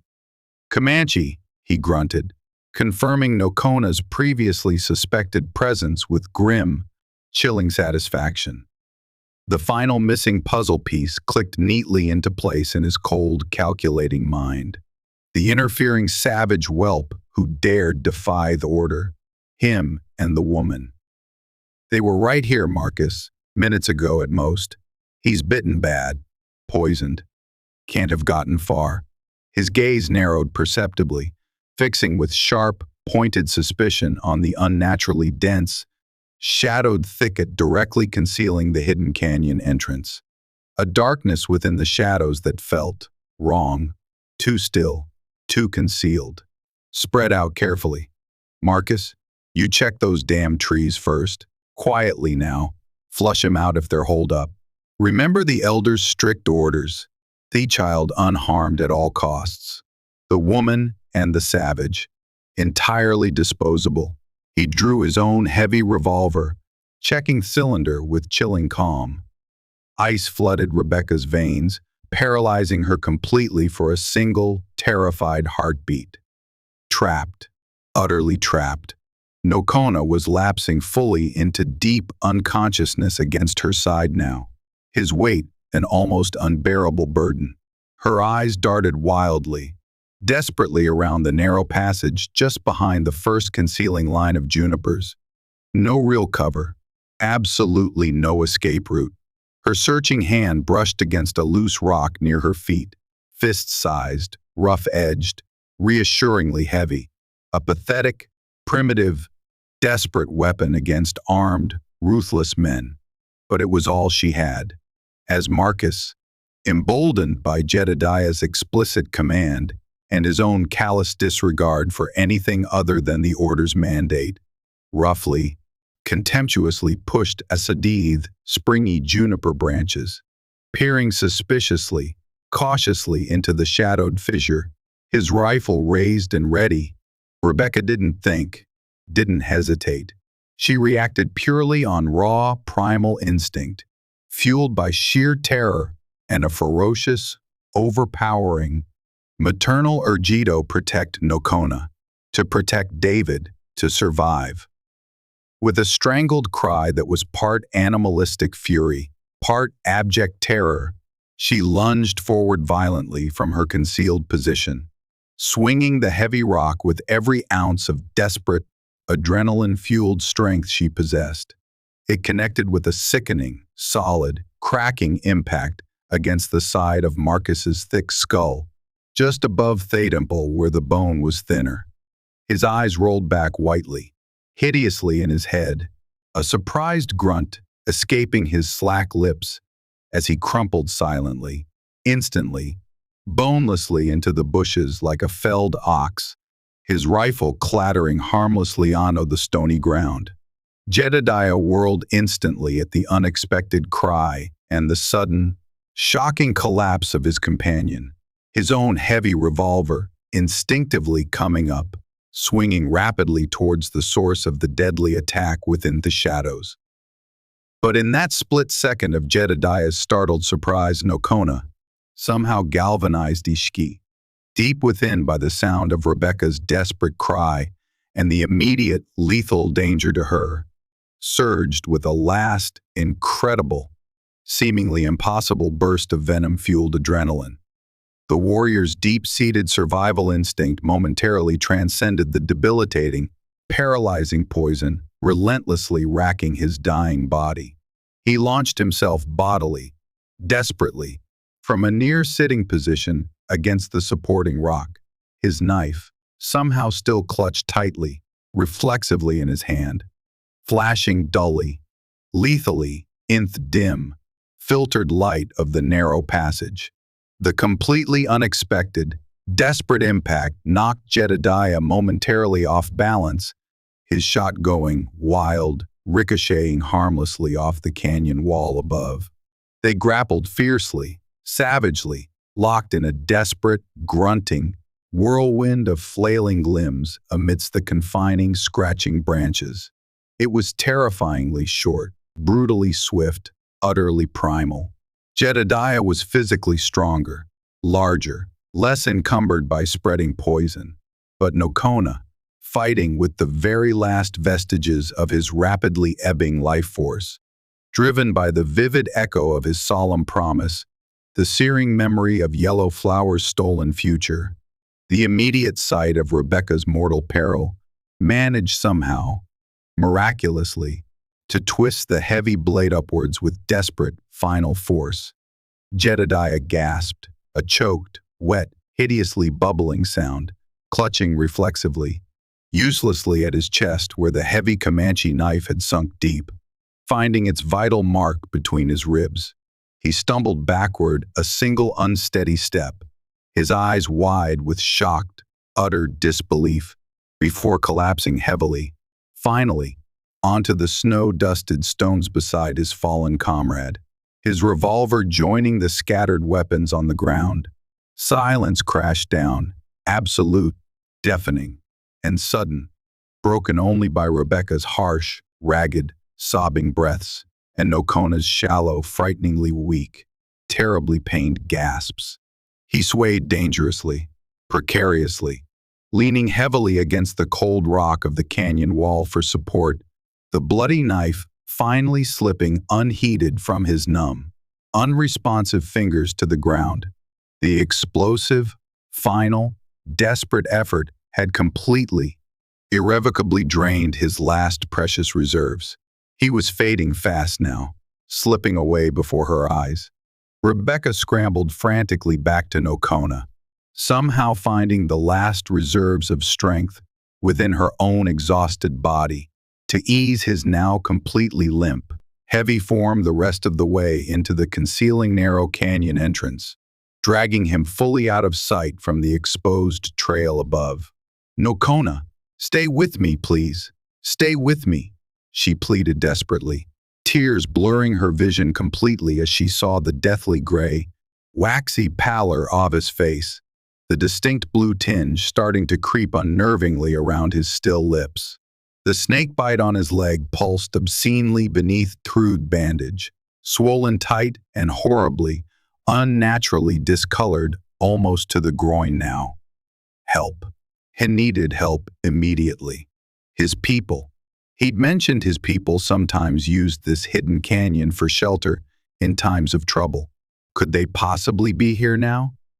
Could they possess the knowledge, the specific medicine, the ancient rituals needed to save him from the lethal venom killing him surely, swiftly before her very eyes?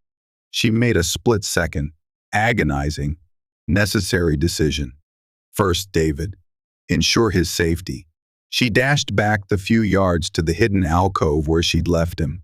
He was awake now, startled perhaps by the nearby sharp sounds of struggle and death, but miraculously, blessedly calm, his dark, fathomless, knowing eyes blinking slowly, observantly in the filtered gloom. Safe. For this moment.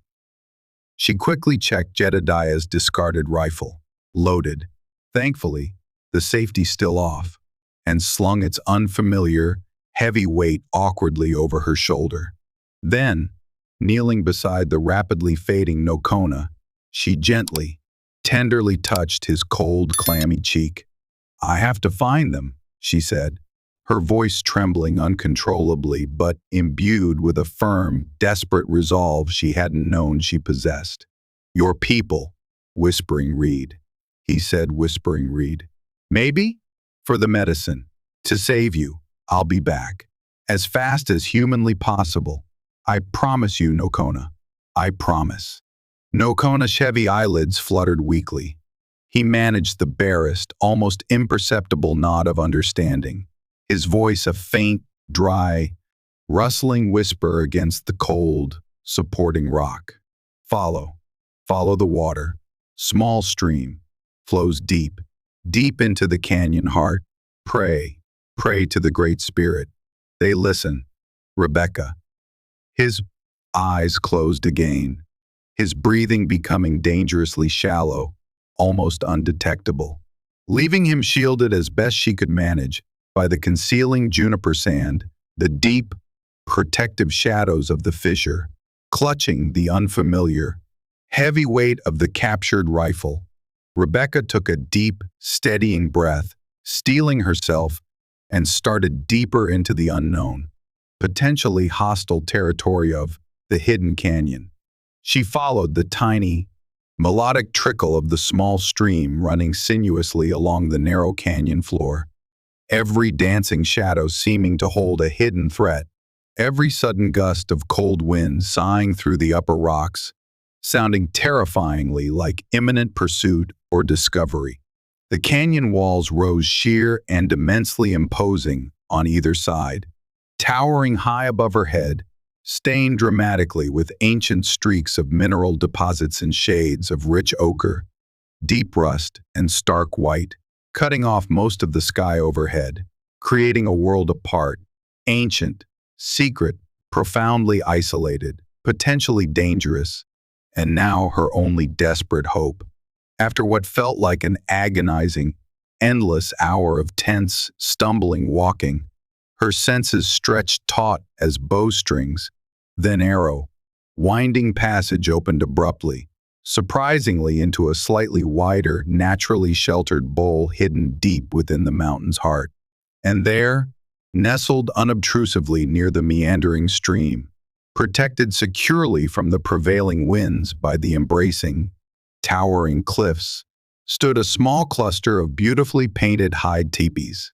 Thin, fragile plumes of wood smoke curled almost vertically from their peaks, rising lazily into the still, cold, crisp air, proof of occupation. A handful of hardy, tough-looking ponies grazed peacefully on surprisingly abundant patches of winter-cured grasses near the water's edge. It was a winter camp, small, temporary, clearly occupied. As Rebecca stumbled breathlessly out of the narrow defile into the open space, disheveled, wild-eyed, clutching the long rifle clumsily, several figures moving casually near the teepees froze instantly, turning towards her intrusion as one, their expressions immediately hardening into deep suspicion and open, undisguised hostility. A lone white woman, armed, appearing seemingly from nowhere, unannounced, in their most secret, sacred refuge. It was a violation demanding immediate explanation or violent confrontation. An older woman, her face a beautiful, intricate network of fine lines etched deeply by time, hardship, and profound wisdom, her graying hair drawn back severely in neat, tight braids adorned simply with a few traditional shell beads, stepped forward decisively from the group, her posture radiating innate authority and absolute command. Her eyes were remarkably sharp, intensely intelligent, and held absolutely no welcome whatsoever for the unexpected intruder. "Who passes here unbidden?" she demanded, her English heavily accented but perfectly clear, sharp as obsidian shards.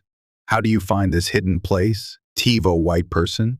This is sacred Nonlin and Mond." Rebecca immediately lowered the heavy rifle, letting it rest butt down carefully on the frosted ground, holding her empty hands up quickly, palms forward, in the universal, instinctive gesture of peace and non-aggression. "Please," she gasped, breathless from the frantic trek through the canyon and the lingering, nauseating effects of adrenaline-fueled fear. "My name is Rebecca. I mean absolutely no harm to you or yours. No Kona, sometimes called Bright Moon by my people. He brought me here. Or he was bringing me. He saved me and me newborn son from the terrible men of Havenwood Valley." She gestured frantically back the way she'd just come, towards the unseen canyon entrance, towards Nokona's fading life force. "He's hurt. Terribly hurt, just outside the canyon mouth. Bitten. By a nagi?" She stumbled desperately over the Comanche word Nokona had weakly muttered. "A rattlesnake. He's dying now. Please, I beg you. He needs your help. Your sacred medicine."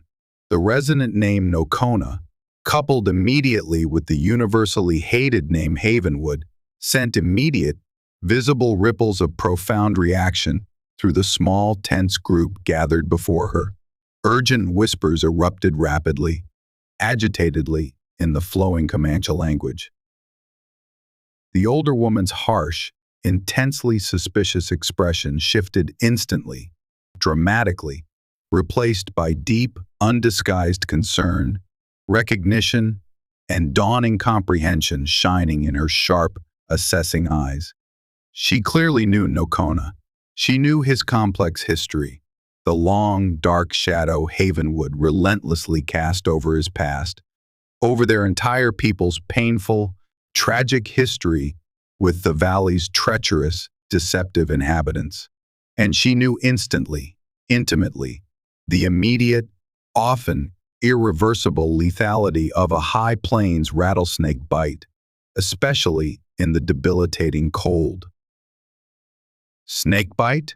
she repeated sharply, her voice suddenly laced with urgent intensity. Turning quickly, She issued a series of rapid, guttural commands in Comanche. Two younger, powerfully built warriors immediately broke into a steady, ground-eating trot without question, heading swiftly back towards the distant canyon mouth, without a single word or backward glance. The woman beckoned Rebecca forward impatiently with a quick, imperative jerk of her head. "Come, quickly now, into my teepee. You will tell me everything, everything that has passed. Leave nothing out."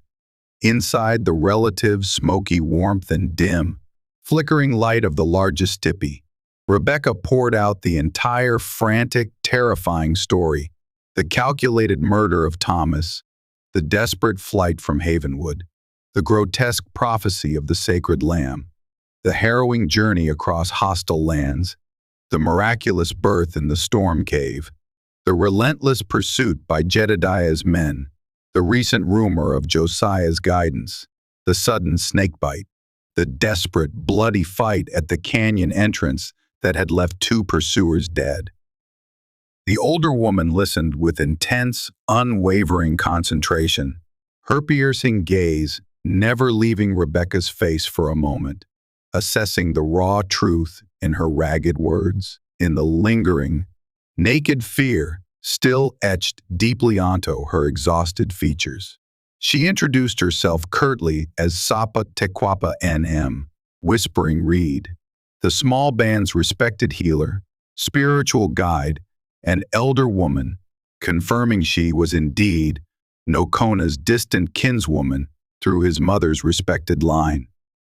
By the time the two younger warriors returned much later, carefully, reverently carrying Kona on a sturdy makeshift stretcher fashioned expertly from sturdy lodge poles and supple bison hides, Whispering Reed was already meticulously assembling potent herbs, dried roots of specific colors, strangely shimmering mineral clays, and various pungent poultices from numerous finely decorated leather pouches lining the teepee walls.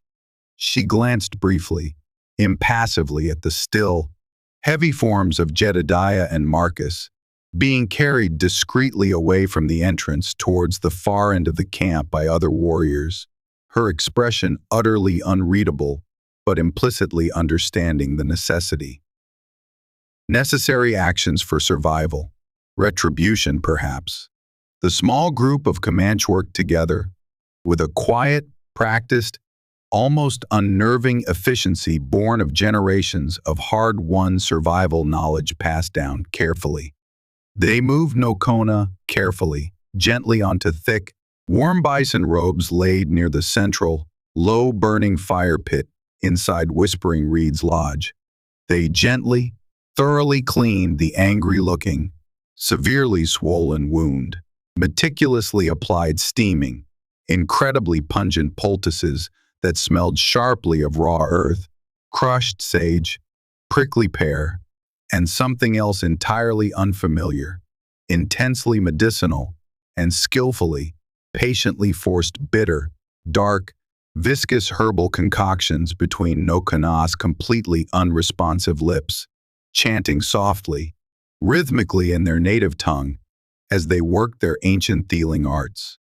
Rebecca watched anxiously, hovering helplessly nearby, clutching David tightly, desperately against her chest, his small, fragile warmth a tangible anchor in the terrifying storm of utter uncertainty raging within her.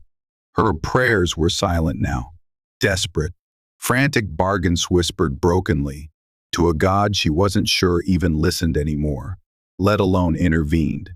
Whispering Reed, eventually noting her bone-deep exhaustion and palpable, radiating fear, finally offered her a welcome bowl of warm, savory, nourishing broth and fresh, cool water, her initial sharp suspicion considerably softened now by the undeniable, brutal facts of the violent situation, the clear evidence of the dead pursuers outside, and perhaps most profoundly by the sight of the tiny, utterly vulnerable, peacefully sleeping infant bundled securely in Rebecca's trembling arms.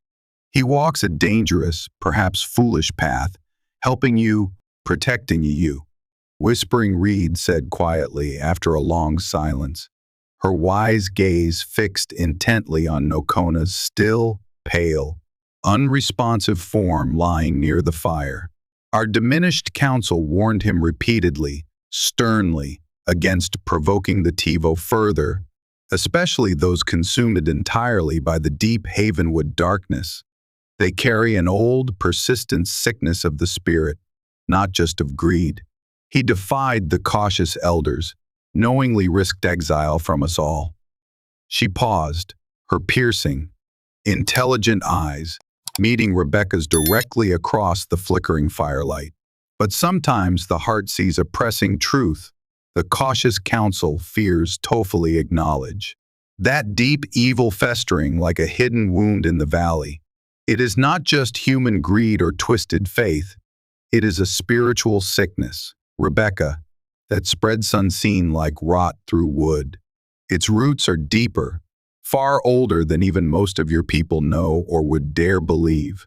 There are troubling whispers, strange rumors passed along ancient trade routes by those who still dare pass near that cursed place. That Josiah seeks forbidden alliances now, beyond even his own kind, darker bargains for forbidden knowledge, for unnatural power over life and death itself. It aligns with the guidance Jedediah mentioned. She absently traced a faint, intricate, disturbing symbol in the dry dirt floor with her finger, something angular and alien that Rebecca didn't recognize but felt instinctively repelled by.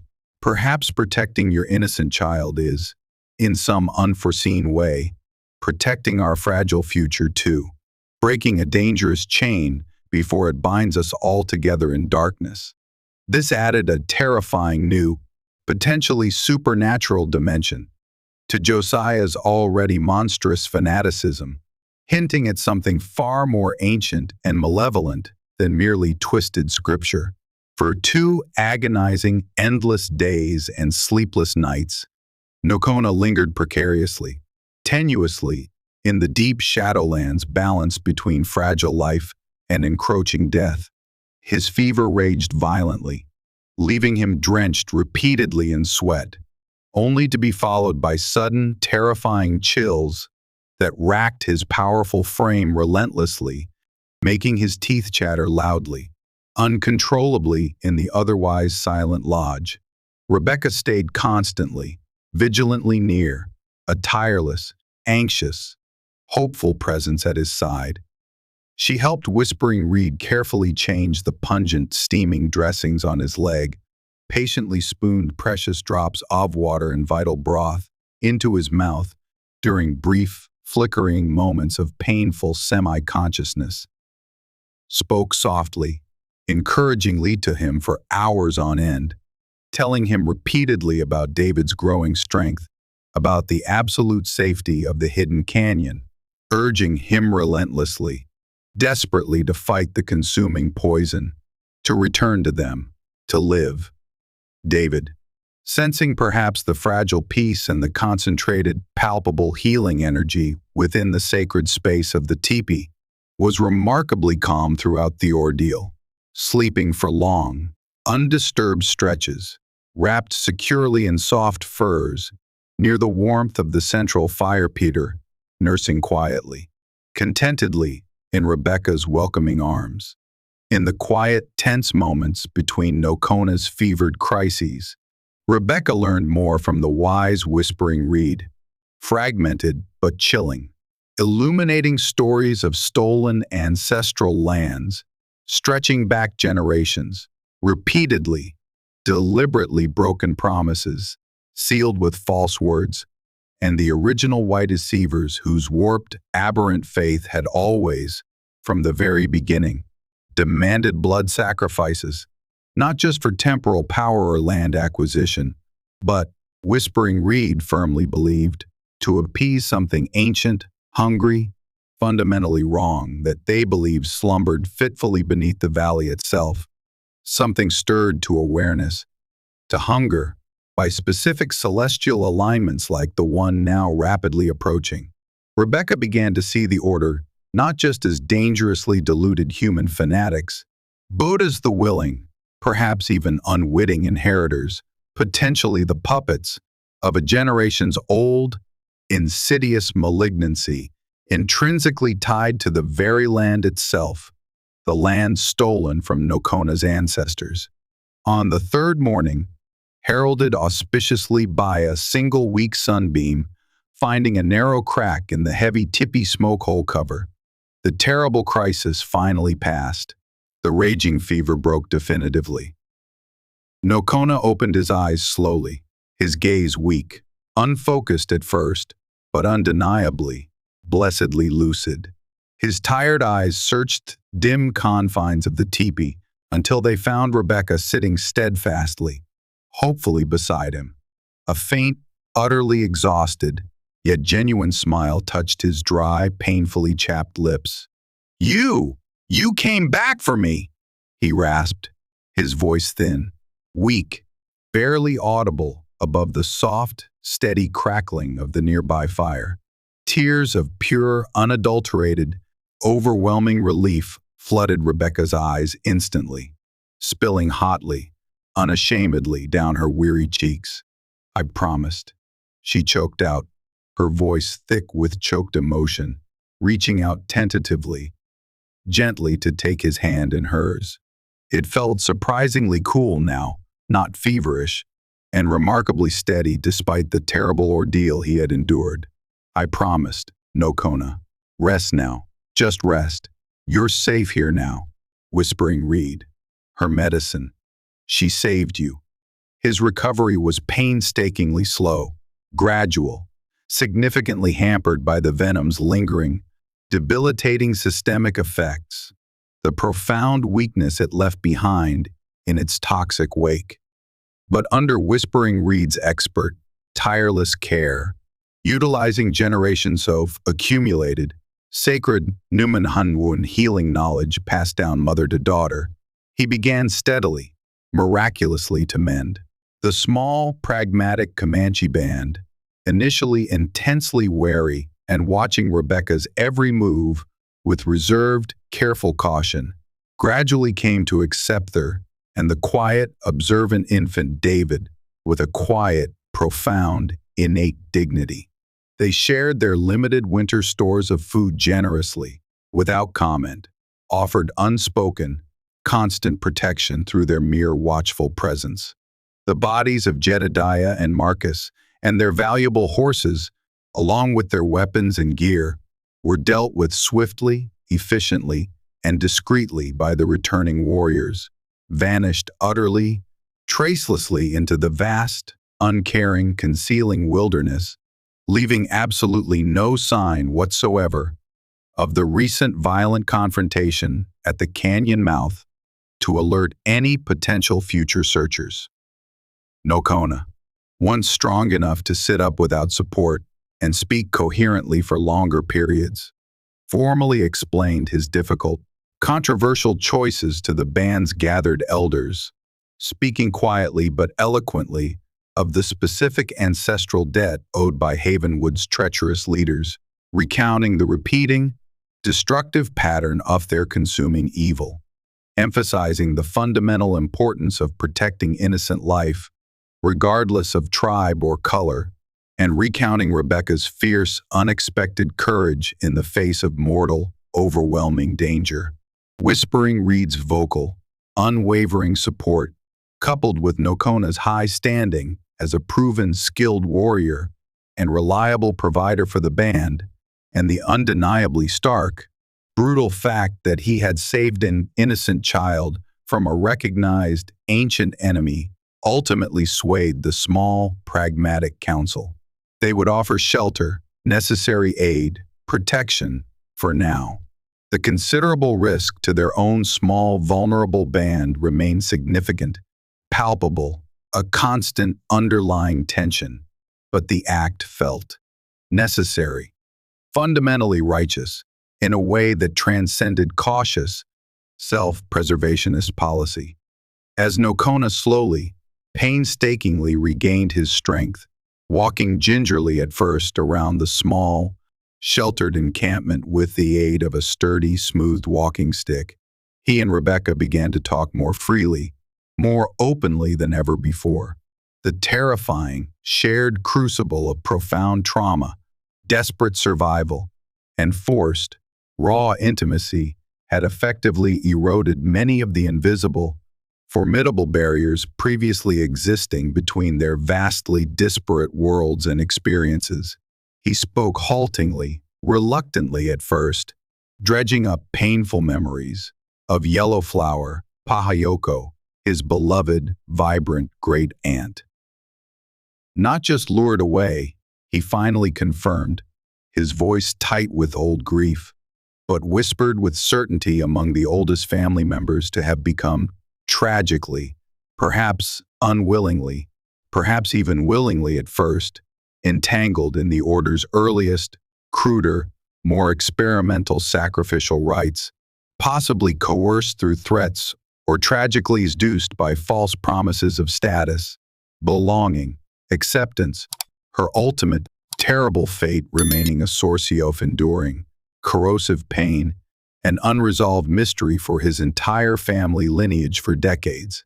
He spoke of Havenwood not just as a geographical place, but as a palpable, festering spiritual wound bleeding onto the spirit of the land itself, radiating a profound wrongness he could feel in his bones.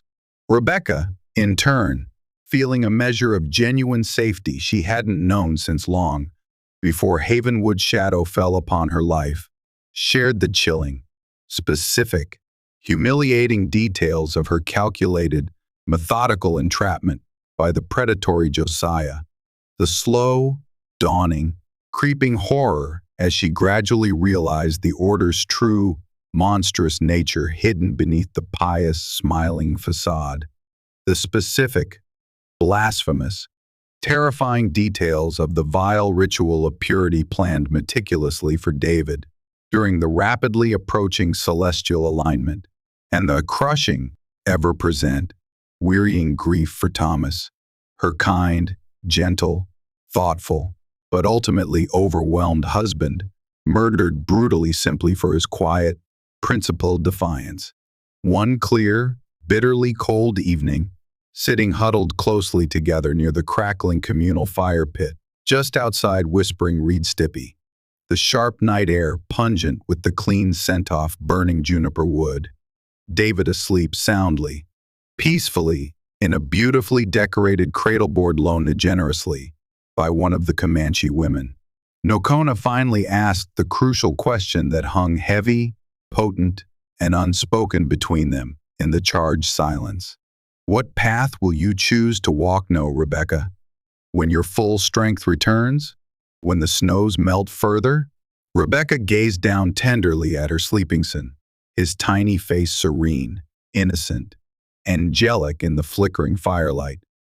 Then up towards the brilliant, overwhelming, breathtaking tapestry of diamond dust stars, dusting the narrow strip of dark velvet sky visible above the high, protective canyon walls, a stark, liberating contrast to the oppressive, heavy, judgment-filled sky that always seemed to loom perpetually over cursed Havenwood Valley. "I can never go back," she said softly, her voice firm, now with hard-won conviction, absolute certainty. "Not anywhere near that valley, or the surrounding territories its long shadow inevitably touches. Its poison runs too deep, its roots are too tangled. Josiah, the Order. They will never stop looking for him." She hesitated, grappling visibly with the immense, life-altering implications. "But I cannot impose my burden, on your people indefinitely. It isn't right or fair or safe for them. Or for you, Kona." She met his steady, patiently waiting gaze directly across the dancing flames. "I thought, perhaps journeying much, much further west, towards the Great Water, to California? It sounds like another world entirely on the maps. A place large enough, chaotic enough, to start over, to become anonymous, where the Order's name, Josiah's malignant influence hopefully means nothing at all. No, Kona nodded slowly, thoughtfully, considering the immense, daunting undertaking, his dark gaze distant, already calculating the perils. It is a vast distance indeed, thousands of difficult miles on foot and pony. A hard, exceedingly perilous journey, especially now for a lone woman and young child, through lands increasingly filled with hostile Tivo settlers staking greedy claims on land not theirs. Suspicious, often trigger happy soldiers aggressively patrolling new, arbitrary boundaries, and sometimes unfriendly, desperate tribes displaced by the westward expansion. But he looked pointedly towards the dark, narrow canyon entrance, as if physically sensing the lingering, persistent, perhaps unnatural threat still emanating ominously from the distant east. Josiah will not stop searching for David, not while he draws breath and fanatically believes that innocent child is the absolute key to his ascension, his promised earthly power, his communion with darkness he serves, the celestial alignment he obsesses over. By my people's reckoning of the stars, it is still nearly 2 agonizing weeks away. His dark eyes met hers, filled with grim, certain warning. His mounting desperation, his fear of failure before his followers, will make him utterly relentless, dangerously reckless now. He will certainly send others. Better trackers, perhaps. Men who understand the mountains better than Jedediah did. Or perhaps he will employ darker, more certain methods of finding his prize. His grim, pragmatic assessment proved frighteningly accurate far sooner than anticipated. Only a few days later, the same 2 warriors who had carried near-dead Kona carefully back into the canyon returned urgently from a longer-range scouting mission, far beyond Hidden Canyon's protective mouth, their usually stoic faces tight with serious, undisguised concern. More riders. Many more this time.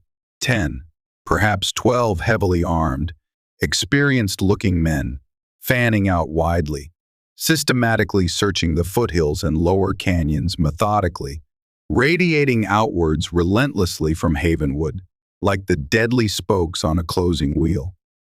They were asking pointed, specific questions at isolated ranches and lonely trading posts miles away, showing crude but recognizable charcoal sketches that could only be of her and a swaddled infant, offering substantial, tempting rewards, payable in gold, for any information regarding their whereabouts or direction of travel. The net, vast but chillingly determined, was closing in much faster than expected. This temporary, precious sanctuary, this fragile, hard-won pocket of safety, was no longer tenable. Discovery, it was now terrifyingly clear, was inevitable, imminent, if they remained even a day longer. They were somehow being hunted with unnatural precision. It was unequivocally, terrifyingly time to leave.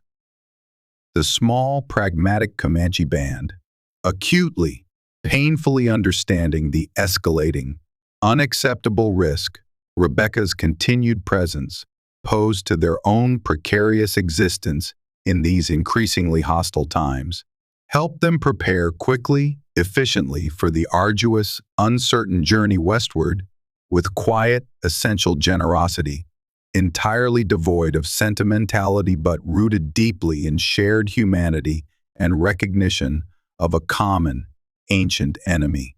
They provided sturdy, layered winter clothing expertly adapted for Rebecca, generous portions of vital dried bison meat, nourishing, energy-dense pemmican packed with preserved berries and rendered fat, and a gentle, incredibly sure-footed, sturdy pony for Rebecca to ride, enabling her to conserve her precious strength while keeping David securely wrapped and warm against her chest.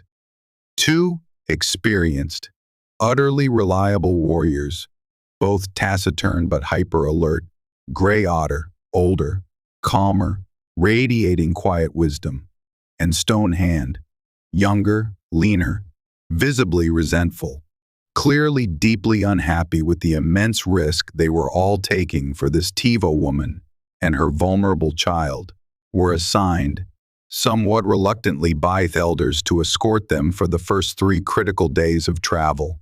Their specific, dangerous task was to guide them safely through a known, secret network of high-altitude, hidden canyons, and remote, seldom-used passes that would hopefully bypass the areas most likely to be heavily searched by the Order's widening net, leading them safely out of the territory where Havenwood's malevolent influence held the most immediate, palpable sway.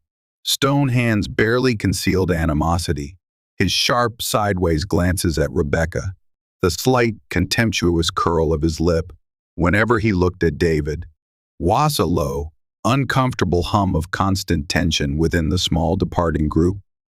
Kona noticed his younger kinsman's sharp glances immediately, his own watchful gaze lingering warningly, significantly on the young, discontented warrior more than once during their swift preparations. This added internal friction was a danger they did not need. Kona, though still favoring his injured leg, which stubbornly refused to heal completely and relying intermittently, but necessarily on his smoothed, walking stick for support, insisted quietly, firmly, without discussion, on accompanying them the entire daunting way to distant, unknown California. That decision felt less like a conscious choice now, more like an inescapable culmination of events, a path irrevocably chosen for him by fate, by his own decisive actions, by the depth of the promise he had made. "My path now follows yours, Rebecca," he told her quietly. Gravely, the night before they were set to leave, the simple statement heavy with profound, unspoken meaning. A declaration of profound, life-altering commitment. Until you and David are truly, finally, safely beyond the longest reach of Havenwood's grasping shadow, then, perhaps, my own path will become clear again. His potential exile was no longer a looming, uncertain possibility, but a present, painful reality he now faced with stoic, quiet acceptance. Protecting them, guiding them successfully across the vast, dangerous continent, had unexpectedly become his new anchor, his redefined purpose, a tangible, active, meaningful way to fight the insidious, generational darkness that had tragically blighted his family for so long. He spent a long time alone that last night, standing apart from the hushed sleeping camp, gazing intently up at the familiar crystalline patterns of the winter stars, the celestial guides of his ancestors, breathing in deeply sharp, beloved scent of juniper smoke and high desert pine, consciously etching the precious, sensory details of his homeland irrevocably into his memory, before turning slowly, resolutely away towards the unknown west. A memory surfaced, his mother, frail on her deathbed, making him promise to uphold the Nimnanimtuan ways, to honor their ancestors. Was this honoring them or failing them? The question echoed, unanswered. The farewell to Whispering Reed and the small, concerned band was necessarily brief, emotionally fraught yet imbued with deep, unspoken emotions, conducted solemnly under the cold, indifferent pre-dawn stars. May the Great Spirit guide your feet swiftly on hidden paths and completely hide your trail from all searching eyes, the old healer said gravely, pressing a small, tightly stitched leather pouch filled with fragrant, specifically protective herbs into Rebecca's grateful hand, a shield against lingering dark shadows and troubled, fearful sleep. She touched David's soft cheek gently where he slept soundly against Rebecca's chest. This little one, he carries strong, protective medicine within him already. Protect it well, Rebecca Walker. She clasped Nokona's forearm tightly, her eyes filled with worry and pride. Go with wisdom, No Kona, my kinsman. Walk carefully. Find peace where you can in the lands beyond the setting sun. They traveled relentlessly west, resolutely turning their backs on the rising sun that illuminated the lands they were leaving forever, heading towards the distant, terrifyingly uncertain promise of sanctuary in the mythical, far-off land called California. The journey unfolded across a vast, constantly shifting landscape that was both breathtakingly, staggeringly beautiful, and brutally, casually, unforgivingly harsh. Days blurred seamlessly into weeks, then months, measured not by calendars or seasons, but by relentless hardship, scarce resources, and small, precious triumphs of survival. Scarce water sources in the arid lands were often frozen solid or entirely dried up, requiring precious, dwindling time and carefully husbanded firewood, simply to melt enough snow or dig deep enough into dry creek beds for barely enough water to sustain life. Unexpected, vicious spring blizzards materialized suddenly, seemingly out of nowhere in the high mountain passes, forcing them to seek hasty, utterly inadequate shelter in bleak, windswept rock crevices, littered ominously with old animal bones, or dense, snow-laden pine forests, where the penetrating cold seemed to leach the very warmth from their bones, threatening frostbite and despair. The constant, gnawing, underlying fear of pursuit, amplified now by the possibility of supernatural tracking, remained a palpable, malignant entity riding alongside them, manifesting itself in every distant, unidentified sound, carried eerily on the incessant wind, every unfamiliar animal track spotted nervously in the melting spring mud or dusty plains, every potentially revealing glimpse of smoke on the far, hazy horizon. Stone Hand remained sullenly aloof, often questioning No Kona's carefully chosen route choices or deliberate pace in clipped, challenging Comanche undertones. His deep skepticism and simmering resentment, a low, constant, dangerous hum of tension barely kept in check by Gray Otter's quiet, steady authority and No Kona's increasingly watchful, simmering vigilance during those first critical days. At one difficult river crossing, Stone Hand accidentally dislodged several rocks, making the passage an oisier and potentially leaving a clearer sign. No Kona said nothing, but his eyes narrowed, the suspicion hardening into near certainty. Gray Otter, the older, wiser escort, remained a mostly silent, deeply reassuring presence throughout their assigned duty, simply focused intently on the vital task at hand, delivering them safely to the edge of known Comanche territory. But shared, unrelenting hardship, forced, constant proximity, and the undeniable reality of absolute mutual dependency forged new, unexpected bonds between Rebecca and No Kona, stronger than tempered steel. No Kona, gradually shedding the last ingrained vestiges of his culturally instilled reserve and stoicism in the face of their intense, shared ordeal, seamlessly, naturally became teacher, protector, provider, guardian. He patiently, meticulously taught Rebecca how to read the subtle, intricate, vital language of the wild, unforgiving land, the specific way tall grass bent indicating recent passage and direction of travel, the nervous, telltale flick of a distant pronghorn deer's ear signaling unseen alarm nearby, the complex, shifting patterns of high cloud formations accurately predicting imminent, potentially dangerous changes in the weather. He showed her how to locate hidden, life-saving water sources seeping beneath seemingly dry creek beds by carefully observing specific types of plants and the contours of the terrain, which unfamiliar roots and berries were safe nourishing, and filling, which were subtly, dangerously poisonous mimics. He patiently taught her the essential basics of tracking, both animal and human, demonstrating how to move with greater silence and economy through dense brush, how to build a small, efficient, nearly smokeless fire vital for cooking and warmth without attracting unwanted attention. His voice, instructing her patiently, was always low, calm, steady, entirely devoid of condescension or impatience. Rebecca, in turn, adapted with surprising, gratifying speed, her former softer eastern fragility burning away rapidly under the harsh western sun and relentless wind, hardening Jinto pragmatic, resilient prairie toughness.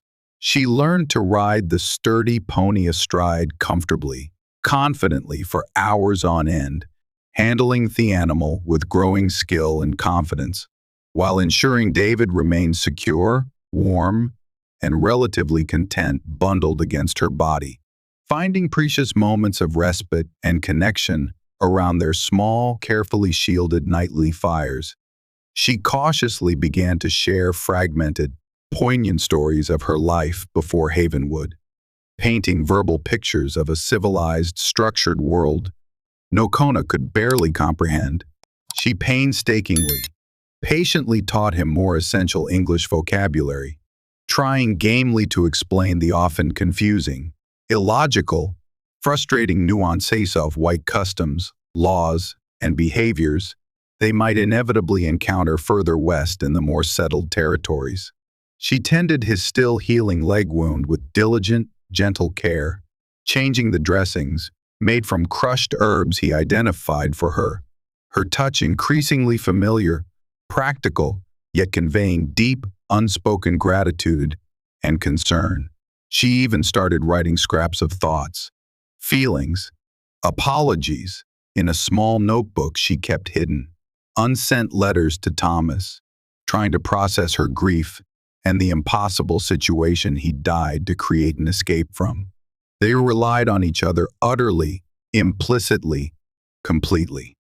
In the vast, empty, profoundly isolating, unforgiving wilderness, their vastly different backgrounds, cultures, and painful histories faded steadily in importance, superseded entirely by the raw, immediate, all-consuming shared reality of daily survival against overwhelming odds.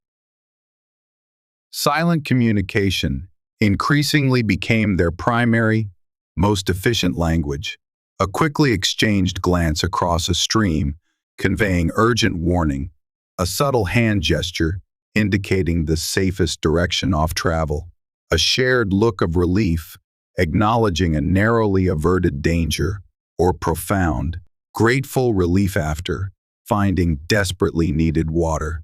One particularly freezing, miserable night, huddled desperately together for essential shared warmth beneath their combined worn blankets, near a sputtering, inadequate fire struggling against the wind, David sleeping soundly, miraculously, nestled safely between them.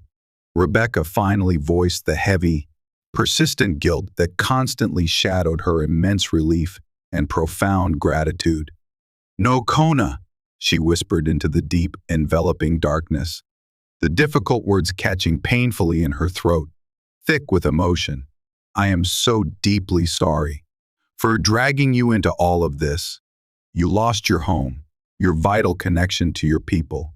You face permanent exile, all because of me, because you chose, against all counsel, to save us." He was silent for a long, thoughtful moment. The only sounds, the lonely, mournful wind sighing through the skeletal branches of nearby stunted pines, and the soft, intimate crackle and hiss of their carefully shielded, precious fire. "You did not choose this difficult path, Rebecca Walker," he said finally, his voice low, profoundly resonant in the vast stillness of the wilderness night. "The manipulative men of the Order chose their path of darkness and blood long, long ago. The shadow dwelling within that valley chose to act through them. We merely chose, together, you and I, to actively resist it, to defy it. Has shifted slightly beneath the shared blankets, turning his head to look directly towards her in the faint, flickering, inadequate firelight. My people, the N and Inpuan. They understand survival above all else. They know that sometimes paths must fork unexpectedly, diverge without warning, that life itself demands constant adaptation or risks certain extinction. This unexpected westward journey, it is my path now, chosen freely, knowingly, by me. He paused, meeting her searching eyes intently across the small space separating them. There is no blame in it left for you to carry. Only the journey still ahead, the challenges yet to face, and the precious life we protect together. After 3 arduous, intensely nerve-wracking days, navigating treacherous high country, they reached the edge of the familiar territory the 2 Comanches courts knew intimately. A desolate, stark, windswept ridge overlooking an unknown, seemingly endless, intimidating expanse stretching westward towards the hazy horizon. Gray Otter offered quiet, intensely practical words of advice for safely navigating the next daunting stage of their perilous journey, describing distant landmarks, potential hidden water sources, and safer passage routes learned from past, long trading expeditions deep into unfamiliar territories. Stone Hand merely grunted a clipped, dismissive, almost contemptuous farewell, his deep disapproval and simmering resentment still palpable, visibly radiating from him, before turning his horse decisively, abruptly back east alongside Gray Otter, without a single backward glance or word of encouragement. As they rode away, Kona noticed a small, distinctively carved piece of wood fall accidentally from Stonehand's saddlebag onto the trail marker rock, a subtle sign, perhaps, for anyone following. The confirmation chilled him, but he said nothing to Rebecca, merely filing the betrayal away, hardening his resolve. Now, Rebecca, Kona, and David were truly, utterly, terrifyingly alone, facing the vast, perilous unknown stretching limitlessly before them. Months bled almost unnoticed into one another, measured primarily by constantly changing, dramatic landscapes, and David's steady, heartening growth.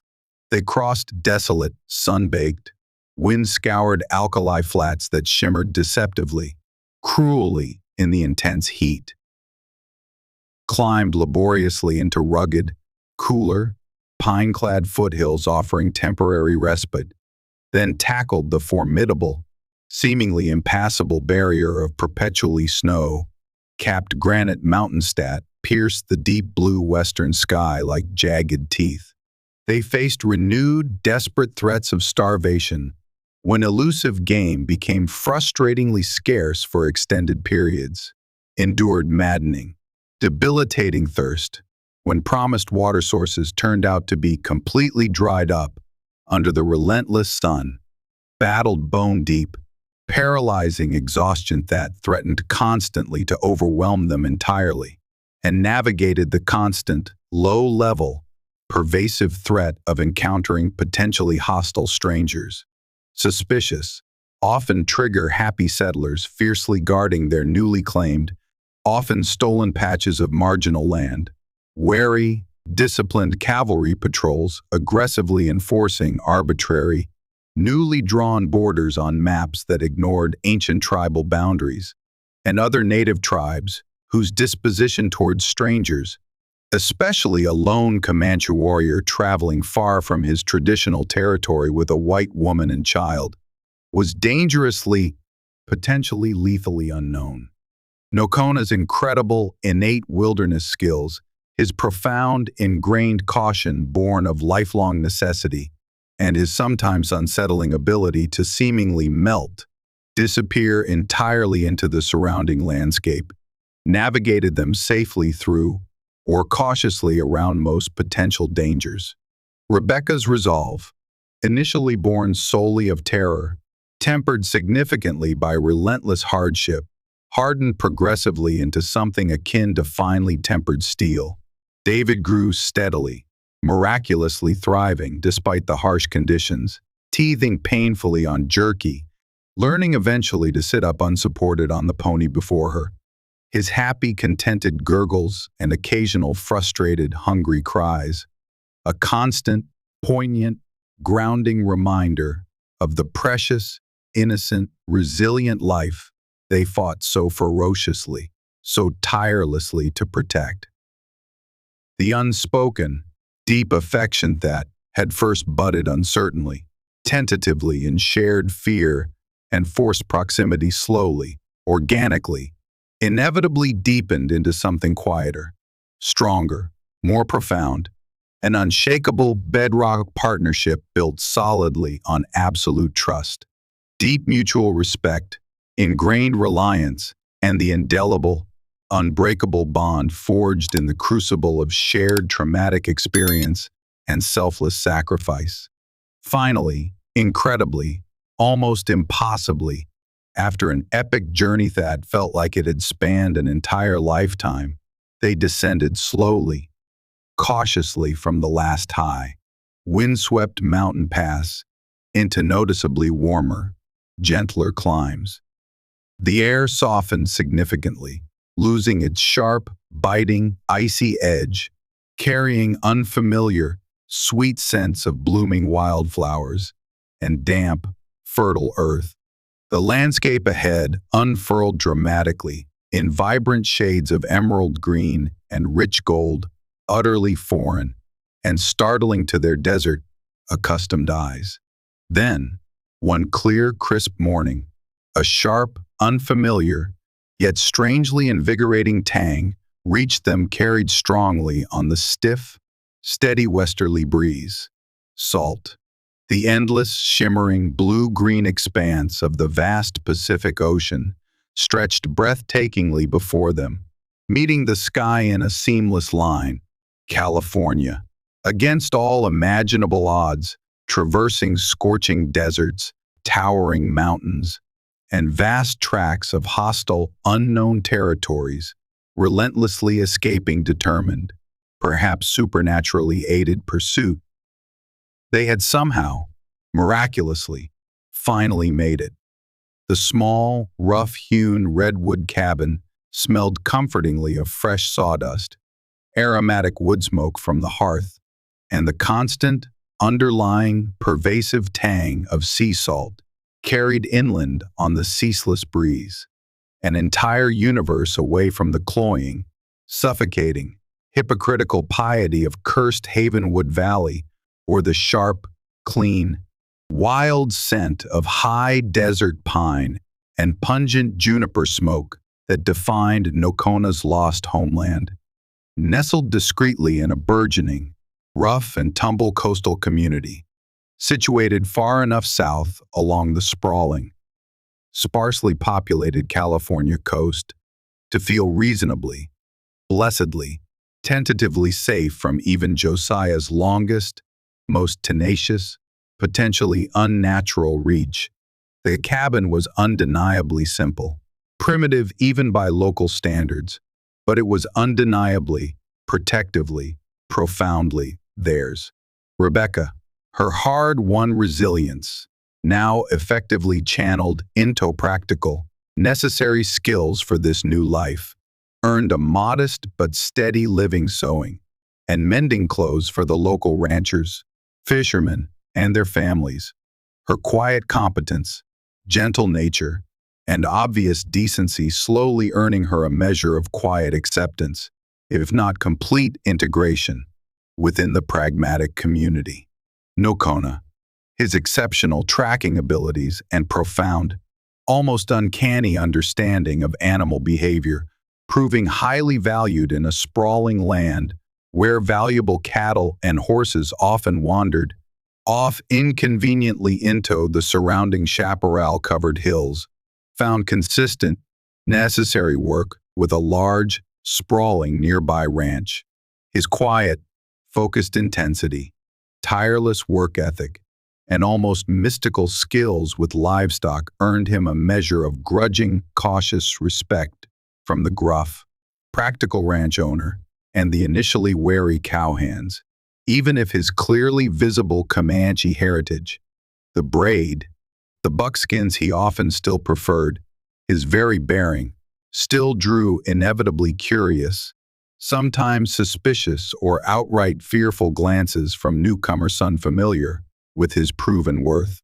He remained, and likely always would remain, an outsider, fundamentally different, perpetually adapting, stubbornly surviving, finding a precarious but functional niche in this new, chaotic, unpredictable world. David, now a sturdy, remarkably adventurous toddler, with his mother's fine, sun-bleached blonde hair and disconcertingly observant, intelligent dark eyes that held unsettling, deeply familiar echoes of Kona's steady, assessing, watchful gaze, chased twinkling fireflies with joyous abandon in the long, golden twilight, gathering peacefully around their small, isolated homestead overlooking the distant sea. His laughter, clear, bright, joyful, and utterly, blessedly untroubled, floated lightly on the soft evening air, entirely, blissfully oblivious to the harrowing, desperate, cross-continental journey that had brought him miraculously to this peaceful shore, entirely ignorant of the horrific blood sacrifice once demanded for him by dangerous fanatics in a distant, shadowed valley, or the profound, life-altering, irreversible price paid so willingly by the quiet, watchful, scarred man who stood observing him now from the porch with a complex, heart-wrenching mixture of immense pride, profound relief, and deep, lingering sorrow. Rebecca came to stand quietly beside Kona on the small, crudely built porch, leaning comfortably against the rough-hewn railing, watching her son navigate the tall, drying summer grass with determined, endearingly unsteady steps. The lingering residue of guilt, her inescapable sense of responsibility for Kona's immense losses, still surfaced unexpectedly sometimes, and sharp, unwelcome pang of deep sadness when she occasionally saw him gazing intently, silently towards the distant, unseen eastern mountains, his expression remote, lost, utterly unreadable. She knew, viscerally, irrevocably, the immense, immeasurable cost of his self-imposed, permanent exile, the irretrievable severance from his culture, his kin, his native language, his spiritual homeland, the familiar, ingrained rhythms and traditions of the life he had known, the life he had been born to lead. "We're safe now, no Kona," she said softly, the simple words carrying the immense shared weight of their brutal, shared ordeal, the profound, soul-deep relief still palpable, tangible, almost unbelievable, even after nearly a full year of relative fragile peace in this new, forgiving land. He's safe, truly safe, finally. Kona slowly turned his intense gaze from the playing boy to her weary but peaceful face.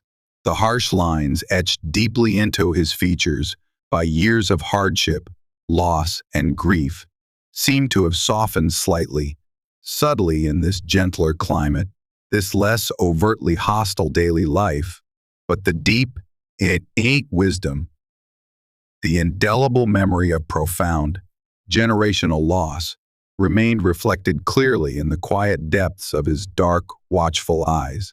A rare, slight, almost hesitant, yet entirely genuine smile touched his lips briefly. "Yes," he agreed, the single, simple word encompassing volumes of desperate struggle, profound sacrifice, and ultimately improbable, hard-won victory. "Hopia too. He lives. He is free." He paused, then added softly, perhaps more to himself than to her, his voice filled with quiet resolution, the ancestral debt. It is finally paid. Payoko. Perhaps she can rest now. He had lost his tribe, his ancestral lands, the predetermined, traditional path laid out clearly for him by centuries of Namawan tradition and expectation.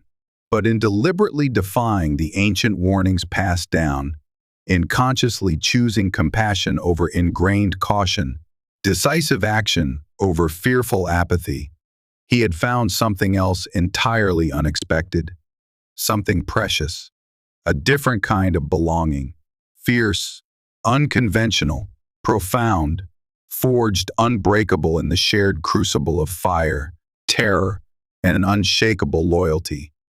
He had directly, physically confronted the insidious, ancient shadow that had haunted his family line for generations and wrested a significant, intensely meaningful victory from its grasping, insatiable darkness. He had not only saved Rebecca and David, he had, in the tumultuous, terrifying, transformative process, saved a vital part of his own essential spirit from the corrosive bitterness, the consuming hatred, the paralyzing grief that might otherwise have inevitably, completely consumed him. He was scarred, permanently exiled, forever altered by the ordeal, but fundamentally, miraculously, not broken. Rebecca reached out instinctively, her hand resting lightly, comfortably, familiarly now, on his strong forearm above the faded snakebite scars. A simple gesture conveying profound, shared understanding, a depth of quiet connection that transcended language, culture, or spoken words. They were an unlikely, improbable family, cobbled together precariously by violence, necessity, and fate. Two resilient survivors flung together from vastly different worlds, irrevocably bound now by the laughing, energetic child, who represented both their greatest shared vulnerability and their ultimate, defiant, hard-won triumph. The future remained inevitably uncertain, shadowed always by the deep scars left by Havenwood, which would likely never fully fade entirely, complicated by the ongoing challenges of navigating this new, often unwelcoming world as outsiders. But here, finally, blessedly, gratefully, under the vast, open, sheltering sky of a new, forgiving land, it was finally, truly theirs to shape, free at last from destructive prophecy, ritualistic persecution, and grasping shadows. David stumbled, falling softly, harmlessly into the tall grass, and looked up immediately, searching for their reassuring presence on the porch. Kona raised a hand slowly in quiet acknowledgement, a small, familiar gesture of reassurance. The warrior began humming a low, guttural tune, a Comanche story song about coyote tricking the stars, a tale his own mother used to sing. The sacred lamb was free, his destiny gloriously, irrevocably unbound from blood, darkness, and ritual, gloriously free now to simply, joyfully chase fireflies in the warm, golden California twilight. The long, dark shadow stretching relentlessly from Havenwood Valley had finally been outrun, outwitted, defied, if not entirely, permanently vanquished from the wider world beyond the mountains. And that, for now, after everything they had endured, everything they had lost and gained, was infinitely more than enough. It was fragile hope, hard won. It was precious peace, fiercely guarded. It was, against all odds, a new beginning.